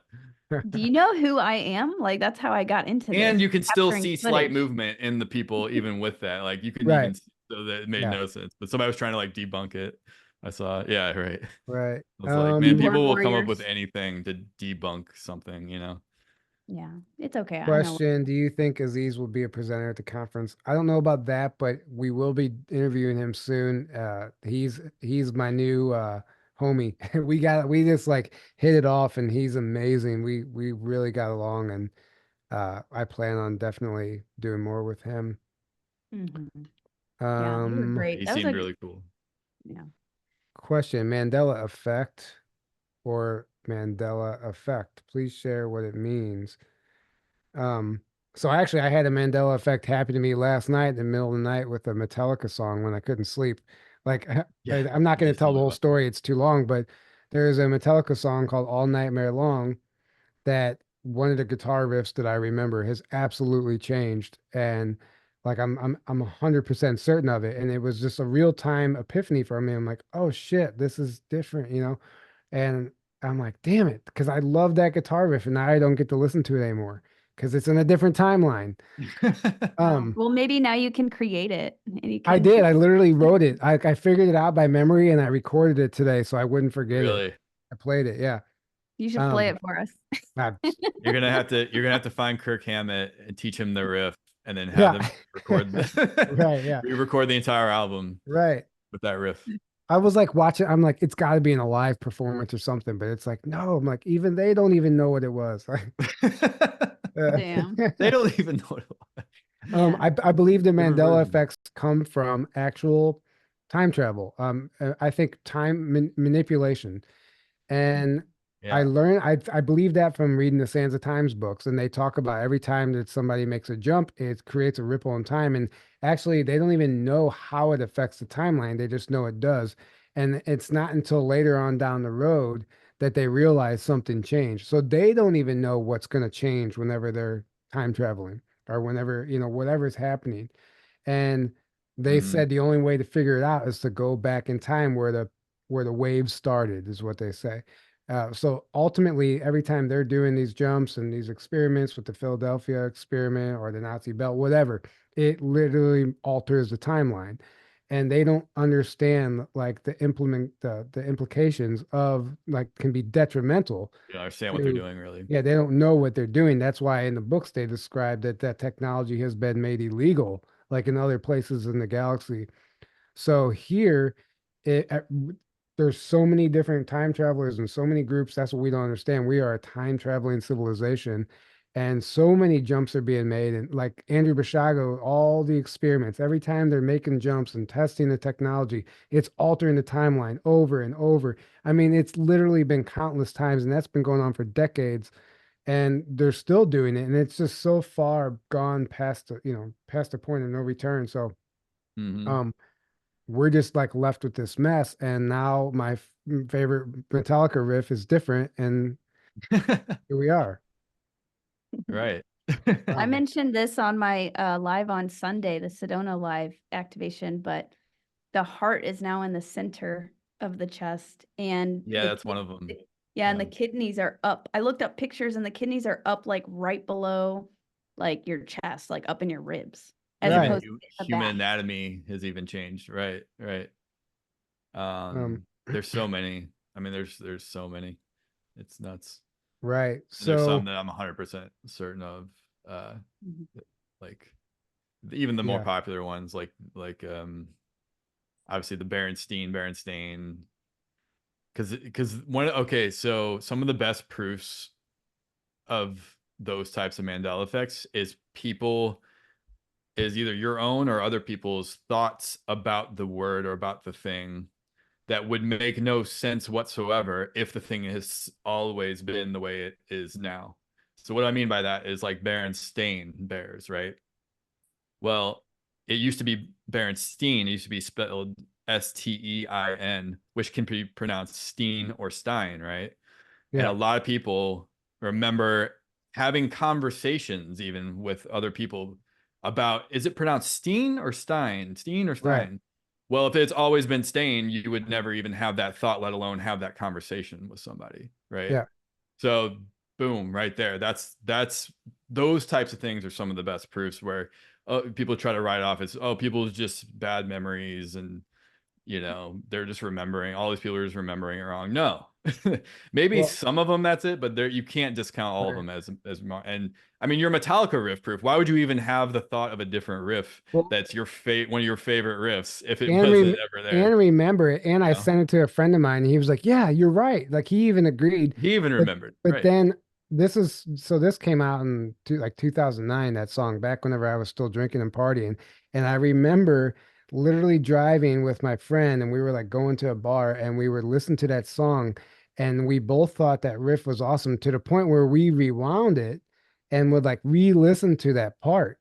And you know how we do with songs. Mm-hmm. And we had a whole conversation about, he's like, dude, that riff's badass. I'm like, yeah, I know. And like, I remember vividly that conversation. So when I heard it Right. last night and it was different, it was just, it wasn't the same at all. It was like very bland and lame compared to what it was. And I'm like, I remember the conversation. Like, why would I remember There you having a go. Why conversation? would you wouldn't even have that conversation in the first Yeah. place if it's Yeah, always exactly. been this way, right? So it's the same type of thing, Um, right? so So timelines are some people say it's because the timelines are merging. Mm. That makes sense as well. Maybe like all these extra timelines have been like artificially created from maybe oh, stuff like that, like the time travel and CERN and all this kind of stuff. yep, And then CERN, they're merging everything. back together and creating these Mandela effects. That too. Like it's just alterations in the timeline is what it Mm-hmm. is. It doesn't Right. matter how it happened. It's just CERN, everything, all these technologies that we've reverse engineered, but we don't actually understand and we just start using them haphazardly. Like even Mm-hmm. in Stargate, like they don't understand the Stargate, but they know that it works and they use it. And Right. so they don't even understand how it technically works. They just know that it works. Um, Right. but you don't understand how it's affecting time and space when you're using it, and if it's like creating damage or not. So Right. there's a movie that I shared. I don't know if you watched it. Did you watch the time capsule movie, Aaron? No, no, not yet. I need to. Okay, let me see if I can find that. Hang on. I'm just gonna go to. I just turned on Stargate since you guys were talking about it. Nice. What do you mean just now? Okay, so I saw SG1? this. I SG1, yeah. saw That's the this best. movie. I was scrolling through Amazon Prime and I saw this movie called The Time Capsule. I'm like, anything with time, I want to see what it's about. Right. And the movie plot says, in the near future, a jaded politician, fresh off the electoral loss, escapes with his controlling wife to the Southern Lake house where he spent summers as a teen. Their vacation is disrupted by the appearance of his first love, who has just returned from a 20-year space voyage and hasn't aged a day. What 20 years? Why did they choose 20 years? And Right. returned from a 20-year space voyage and hasn't aged a day. I mean, they're 20 and back. 20 and back. But in the Yeah. movie, she actually misses, like actually goes through instead of coming back to the point she was taken, they come back 20 years later, but they Mhm. still haven't aged a day. Like she's still like she was still 18 when she came back, but she came back Yeah. 20 years later. I've So, noticed the 20-year thing comes up a right, lot in anything time travel, and I've heard insiders say that's because there's something about time where there's like these 20-year intervals where it makes it way easier to travel in 20-year intervals for some reason. right. And then you Um, have the thing like the Nazi Bell, which supposedly was the Kecksburg UFO. right. Uh, that was 20 years in the future is where it Yep. traveled And naturally. they They didn't didn't know even it try was to do that. gonna, they didn't try to do it. No. Exactly. Yeah. So It just, there's something with this 20-year interval with time right. travel. I There's something to that. absolutely. And it's like some sort of universal law that they have to abide by or that they just can't, they don't Hmm. understand, but they know it's 20 years. Right. Um, so I guess Lily, while we have you here, the your Sedona retreat, and do you want to talk about anything that you're getting ready to do or anything, how the retreat was, anything? I'm still processing everything. Yeah. I've got some interesting videos coming out that I'm going to be working on. We went to Bradshaw Ranch, which is a paranormal. I didn't know anything about that Nice. before, but Oh, we went really? with, yeah, Oh, we yeah. went with, Oh, yeah, that with that place Arcturus is, Raw. yeah. And he took us there, him and his girlfriend. So that was fun. So we got to hang out there for a bit. And I kind of did like a vlogging style video and kind of recorded what I was experiencing, what I was feeling. I know nothing about Bradshaw Ranch. Like I just kind of walked in there blind. But yeah, it was pretty cool, pretty interesting place. Had some interesting experiences there. So I've got some videos on that coming out. The med bed or Arcturus Raw cell well. I had some really interesting experiences using that twice. I'll be sharing some content on that on my YouTube channel soon. And besides that, what else do I have? Did he explain to you how Uh, the medbed technology worked? he did something, and I'm gonna butcher it, so I don't even know if I should try. But it's like Right. honestly like charged photons and something. But really, it's like Arcturian and Atlantean, kind of a blend of Arcturian and Atlantean tech. Right. And Nice. yeah, And Amazing. so, and just for the skeptics out there that are trying to say that it's just a tanning bed, yes, he repurposed the tanning bed Mhm. for to turn it into a med bed, but it's not like you Which is think, why it looks like a tanning bed, but it's right? not just a tanning bed. Like the level of Right, IQ to literally not understand that a tanning bed could be repurposed. Repurposed. Like, Right. and to think that you're literally just laying in a tanning bed claiming that you're, I mean, that's that's the just internet funny. for you. People see one Right. picture and then they write something off because they don't want to believe something or look into right. it. Well, and we're this is like a grassroots movement. We're not all billionaires with a bunch of money to make all of this tech. We're making do with what we have, Right. and I think Right. gutting out a tanning bed is a perfect way to reuse that. Right. Um, Right. Right. and Like yeah, that's the change it into simplest something way to different. make a med bed is to take because it's already like you got the whole structure there. You Right. just got to put the stuff on the inside of it. Right. Mhm, Same reason they use submarines in space. Right. I It's kind of the mean, same thing. mhm. yeah. Right. Yeah, but the So, experiences in that and were pretty cool. I guess I'll just say this, and then I'm going to be posting a video where I go more into detail about it. But I was basically like in two places at once. I was like on Really. a ship. Yeah, whenever I close my eyes and you kind of go into like a meditation, you get the binaural beats and all of that. And I started immediately feeling like beings working on me.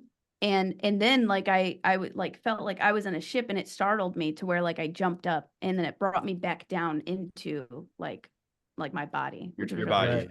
Yeah. yeah.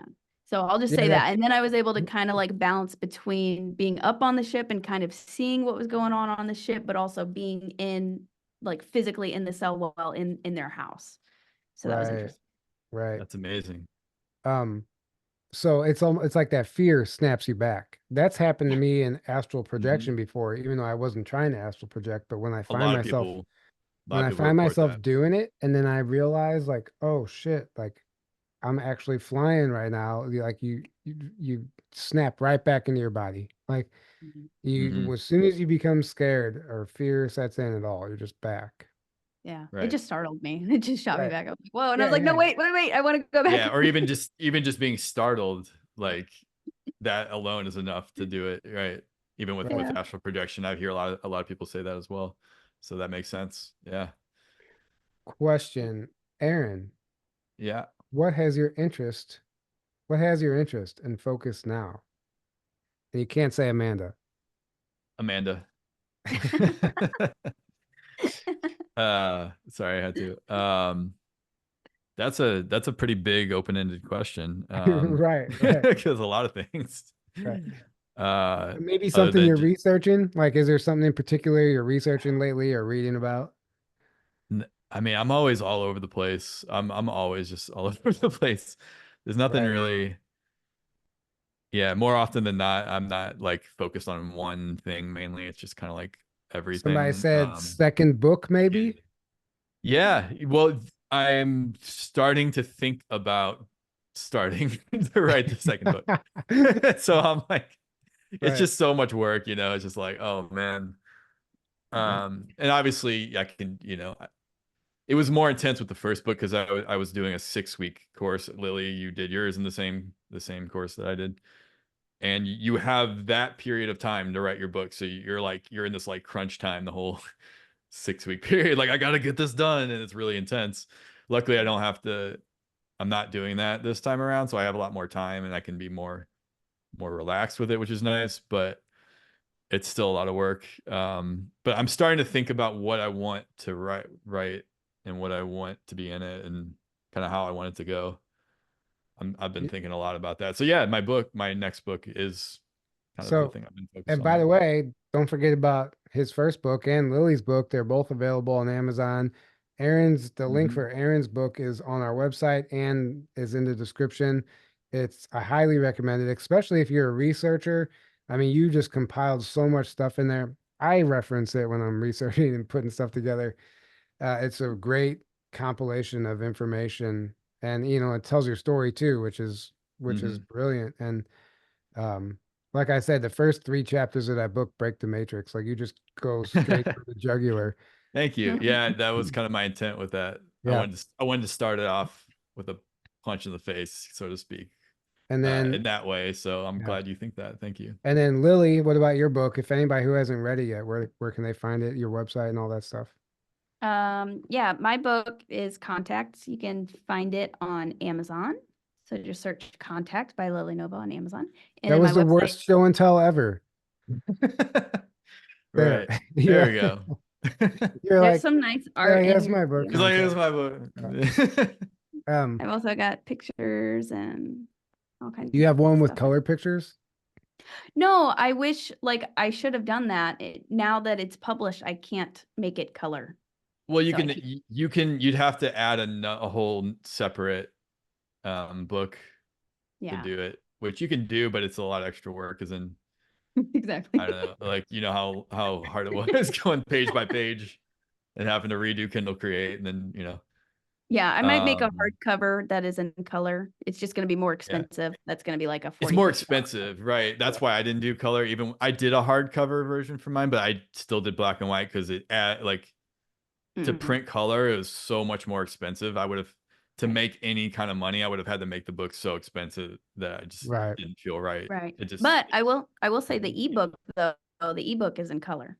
So for mine, like so all the pictures and art is in color on the I ebook. think mine is too. I think that's how the ebooks work because they don't have to print it. Mhm. It's just like Yeah. the pictures are the pictures in color. Yeah. So my ebook is Right. in color technically too. But Leyland yeah, everyone said, get Lily's book. It's amazing. She goes through her whole story and information. And it's phenomenal. I highly can't recommend it enough. and everyone get Aaron's book. It's amazing. He goes through And his if you whole want to get my book, story. Yeah. I'll let Um, Tyler tell you that because I hate promoting myself. so somebody said, Leyland said, do you guys have any plans to produce another documentary in the future? Cahokia Mounds was beautifully done. Yes, we are working on another one. The reality of the situation is travel, time, and money, and we want to do it right. We don't want to just phone it in.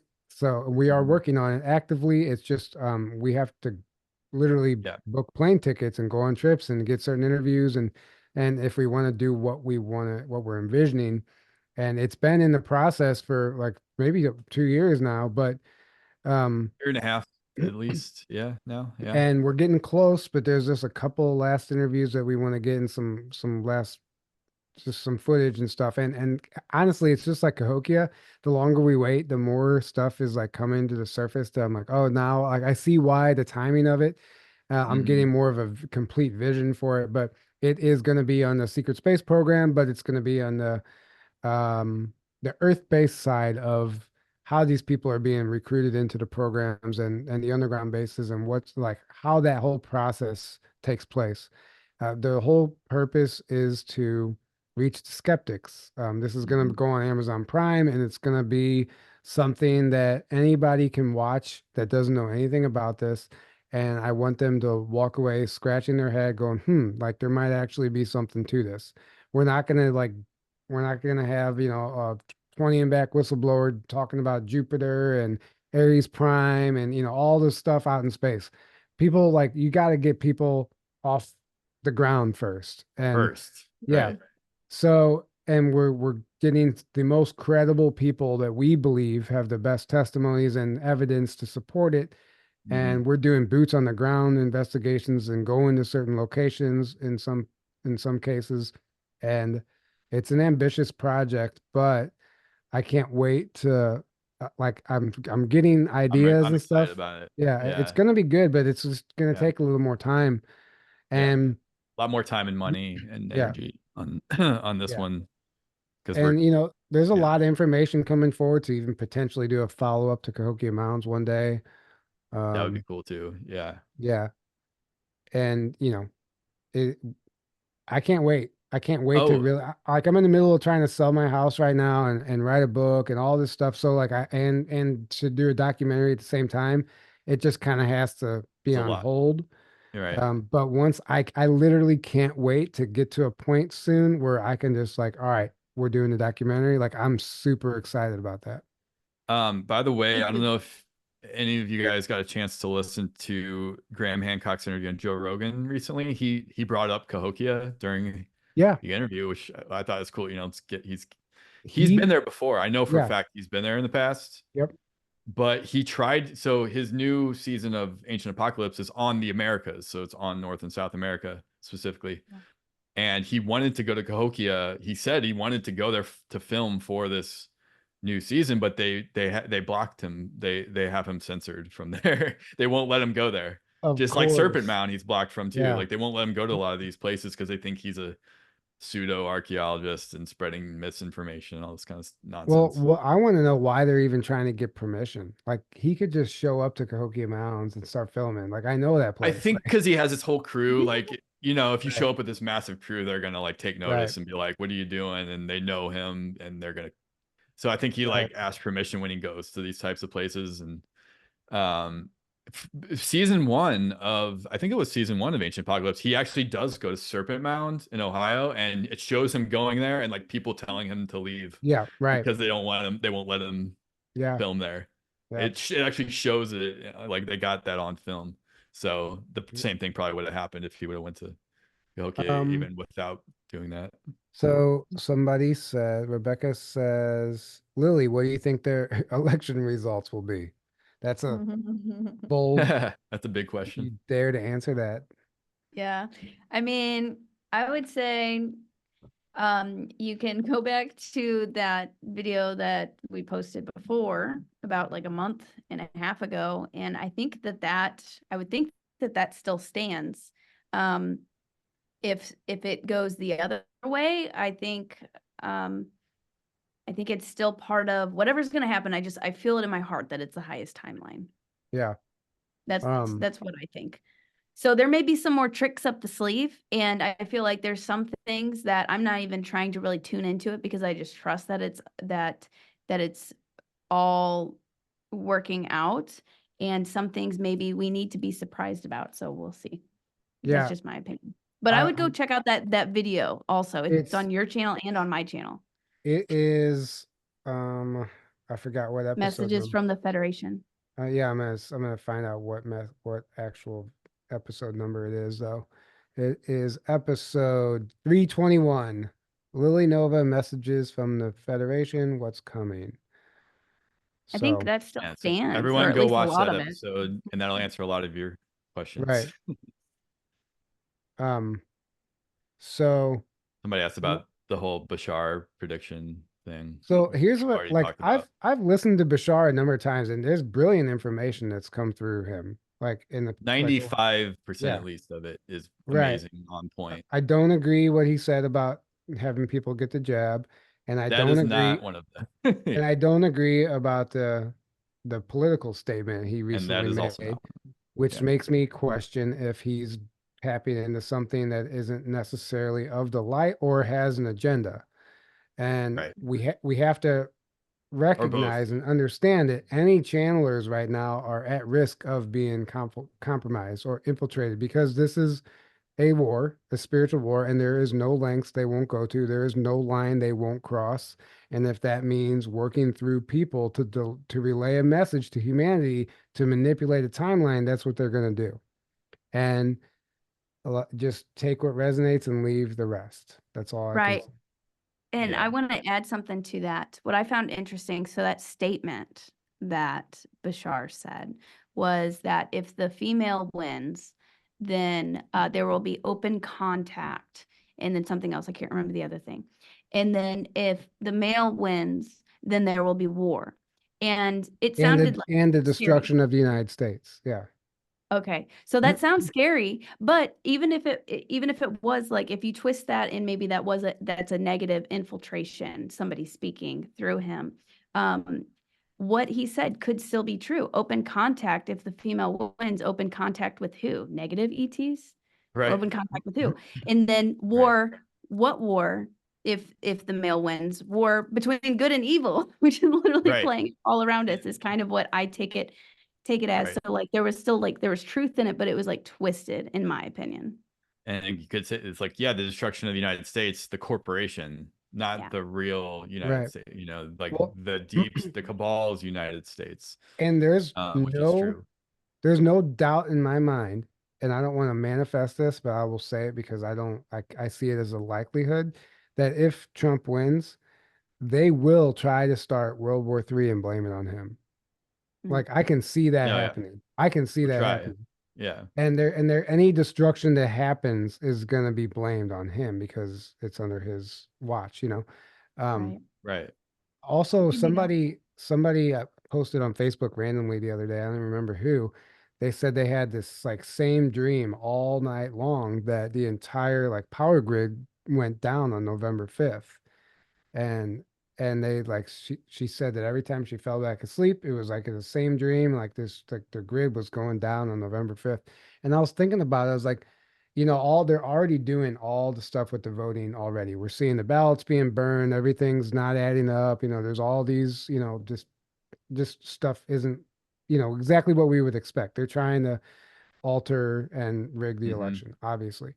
But there's, like I said, there's no length they won't go to. I wouldn't be surprised if they just like realize that they're losing and they're like, just turn off the world right now. Like, just shut the power down so they can't count the votes anymore. Um, Right. Yeah, Right. and something I was getting, I think it was just earlier while I was driving, is like people need to learn whatever's about to happen is going to show people the real colors. right, Or it's going to keep happening until people see it. You know right, what I mean? But then there's also a lot of stuff Yeah. going on in the background. Like I've been having There's a lot going. um kind of like memories or information and messages of taking down like these like negative AI and satellites and things like that are like Mm. stimulating this veil, this 3D matrix and all of that. So there's a lot of that type of thing going on in the background as well that is helping to propel us, I believe. Yeah. In is my opinion, if we knew how many beings, let's just say of the lights, are here helping and watching over us and the planet, we wouldn't be, if you would have zero fear. And if you knew your own abilities, you knew who you really are as well, because right, we are way more powerful than we're led to believe. And that's their greatest fear, is that we're waking up to who we really are, and tapping into who we really are and uniting and living from our heart and not in fear, because they need us to stay in fear and those lower frequencies to right. keep feeding off of us and manipulating us and controlling us and all the rest of it.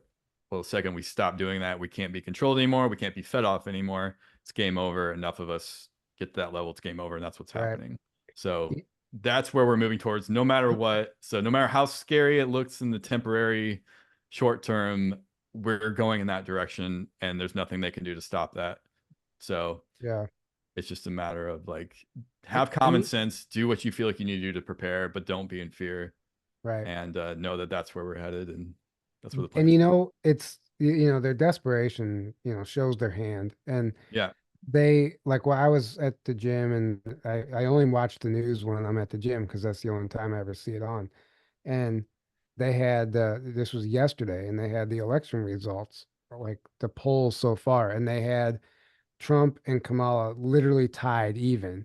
And I saw it and I was like reading the subtitles, and I got sick to my stomach, and I was like, and I kept Yeah. hearing in my head 100% lie, 100% like I was like, oh, Mhm. like it's not even like a mild fabrication. They are giving you a complete false version Yeah. of what's happening. Like a hundred They need you percent to of it believe is that. fake. A Right. 100% of what they're saying is fake. Oh yeah. Like that, there's not even, it's not even a race. Like, it's not tied. You know No. what I'm saying? And But I'm every real poll or every real thing has indicated right, Trump is like it's like landslide, landslide, right. landslide. And like they got that Will Ferrell running around. Did you see the Will Ferrell video?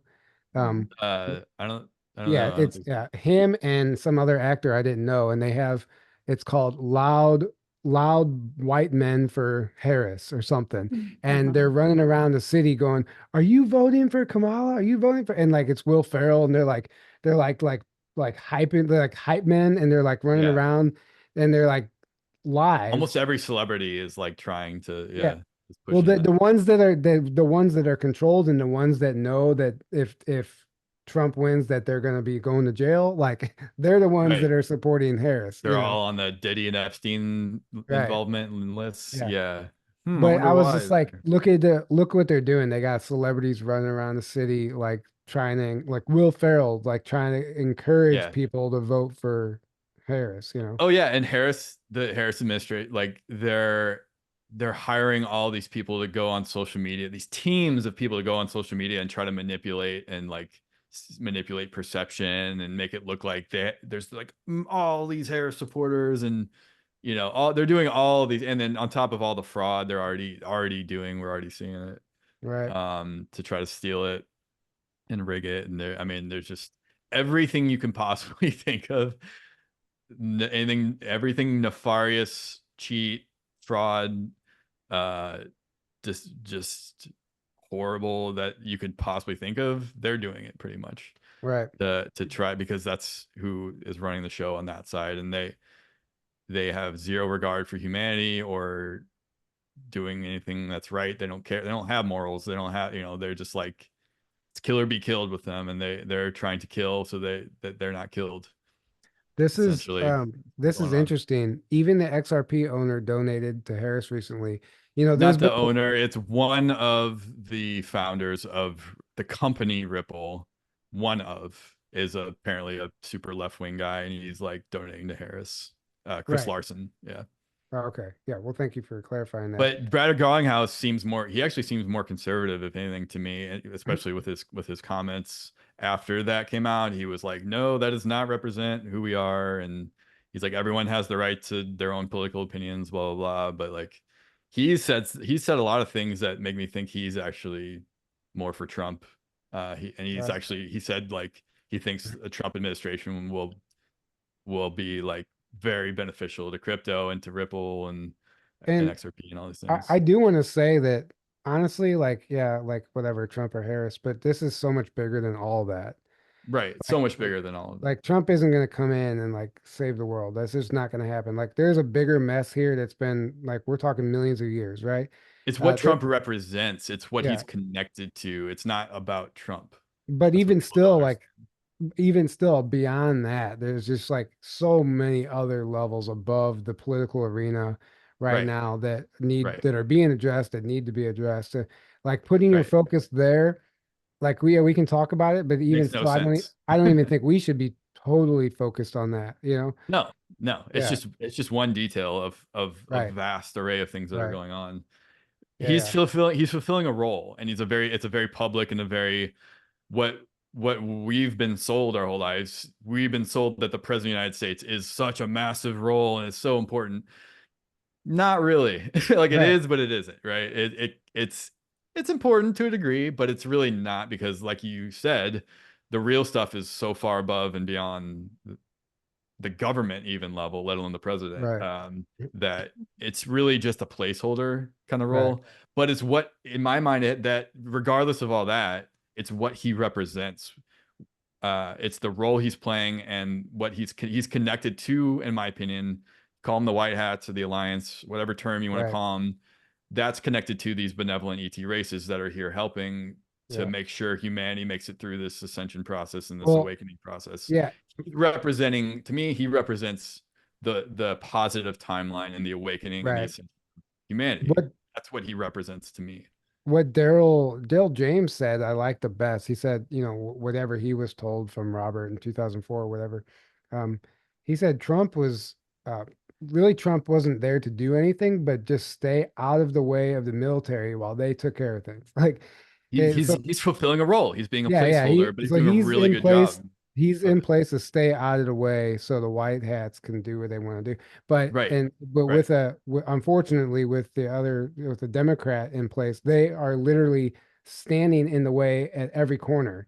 They Like are, and yeah, they're actively destroying all the goods right, and the destroying humanity.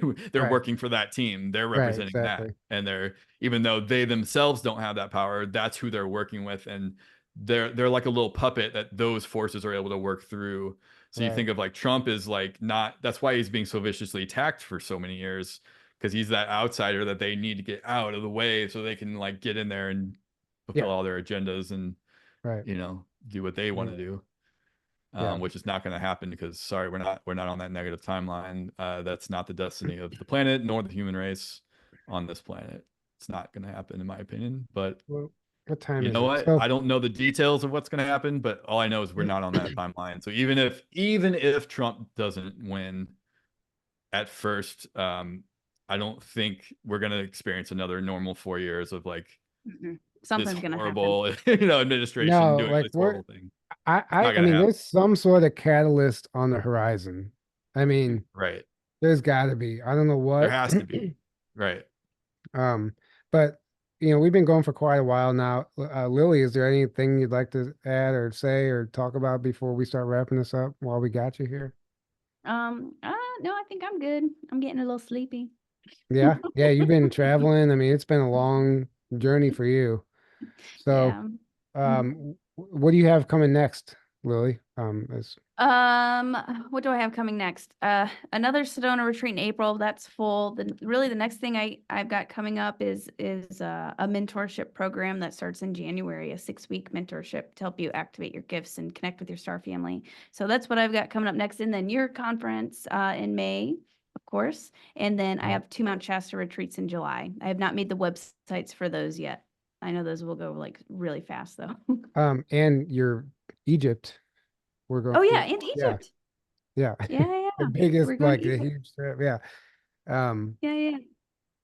So That's Yeah. yeah, yeah, and I'm probably gonna cry a lot on that trip. I've really being in Sedona, like the Sedona energies are so just so much Egyptian energies was coming through for me there, and I don't know. right. Yeah, and it's gonna be an amazing trip. So I'm excited and looking forward to that. Yeah. Yeah. Definitely. Yeah. And I went to Egypt last year. Amanda and I went last year with Carrie Mm. Cassidy. It was phenomenal. You guys are gonna have such a good time. yeah, I It's can't a wait. special place. Yeah. I really And feel like a big activation, really big activations are gonna take, like Mm. activating soul gifts, Oh yeah. memories, boom, boom, boom, boom, boom, boom. we're Suddenly gonna we're like high priests and high priestesses working all Yeah. this magic. Like, Yeah. Yeah. I can totally see you're gonna have some we're incredible gonna access the hall of records physically. We're yeah. gonna access go to Hall there. records. Yeah. Yeah. Under the Um. under the right paw, the Sphinx or whatever. Yeah. Yeah, Apparently. supposedly. We're gonna find those Well, spaceships. one of those Right. TikTok time travelers predicts that in 2025, an entire underground civilization under Egypt is going to be, quote, discovered, and people are going to be able to tour it. Oh, That's a TikTok time traveler. None of that stuff ever comes true. But yeah. I Which mean, timeline is that from? Like, yeah, right. and That's a or it problem. could be they could be like Hey, actual time maybe. travelers, but getting information from other timelines, right? Right. Right. Exactly. Um, Right. yeah, and Lily is saving all of her juicy intel for our conference. She's gonna just drop bombs when she's on stage and blow everybody Yeah. away. No, no pressure. Exactly. Oh, I mean, I feel it. I'm going through so many shifts right now, so much just is just happening. I Right, can't even imagine where we're gonna be in the next in 3 months from now, right, let right. alone May. Exactly. Exactly. Right. So, guys, Right. take advantage of the early bird special and grab your tickets for Rebels of Disclosure 2025 at journeytotruth.online. That link is below in the description. The early bird sale ends on Black Friday. The live stream passes and the 4-day passes are both on sale. Until then, take advantage of that. We hope to see you there. It's going to be a lot of fun. It's our fourth one. And there will be a location change for the fifth one, but we're not releasing those details yet until it's set in stone. But we're really, really excited We're if it excited all though. if it all works out. We Hands up. can't wait to announce it. So stay tuned for all that. And guys, we love you so much. And don't forget, if you want to follow us and have access to our exclusive content, you can sign up for our Patreon. It's only $5. And my story that we've actually been releasing quite a few things over there. So if you want access to all that stuff, it's only $5. That link is below in the description. And I guess that's it. We'll go ahead and wrap this up. Until next time, have a great evening, everybody. We love you. Hi Thank you. guys. Love Thank you you. for your support, your love, and all of the above. Thank you. Yes. And I gotta get to this. Always gotta get to the page so I can end the live stream. All right, guys. Good night. We love you. Bye. Bye guys.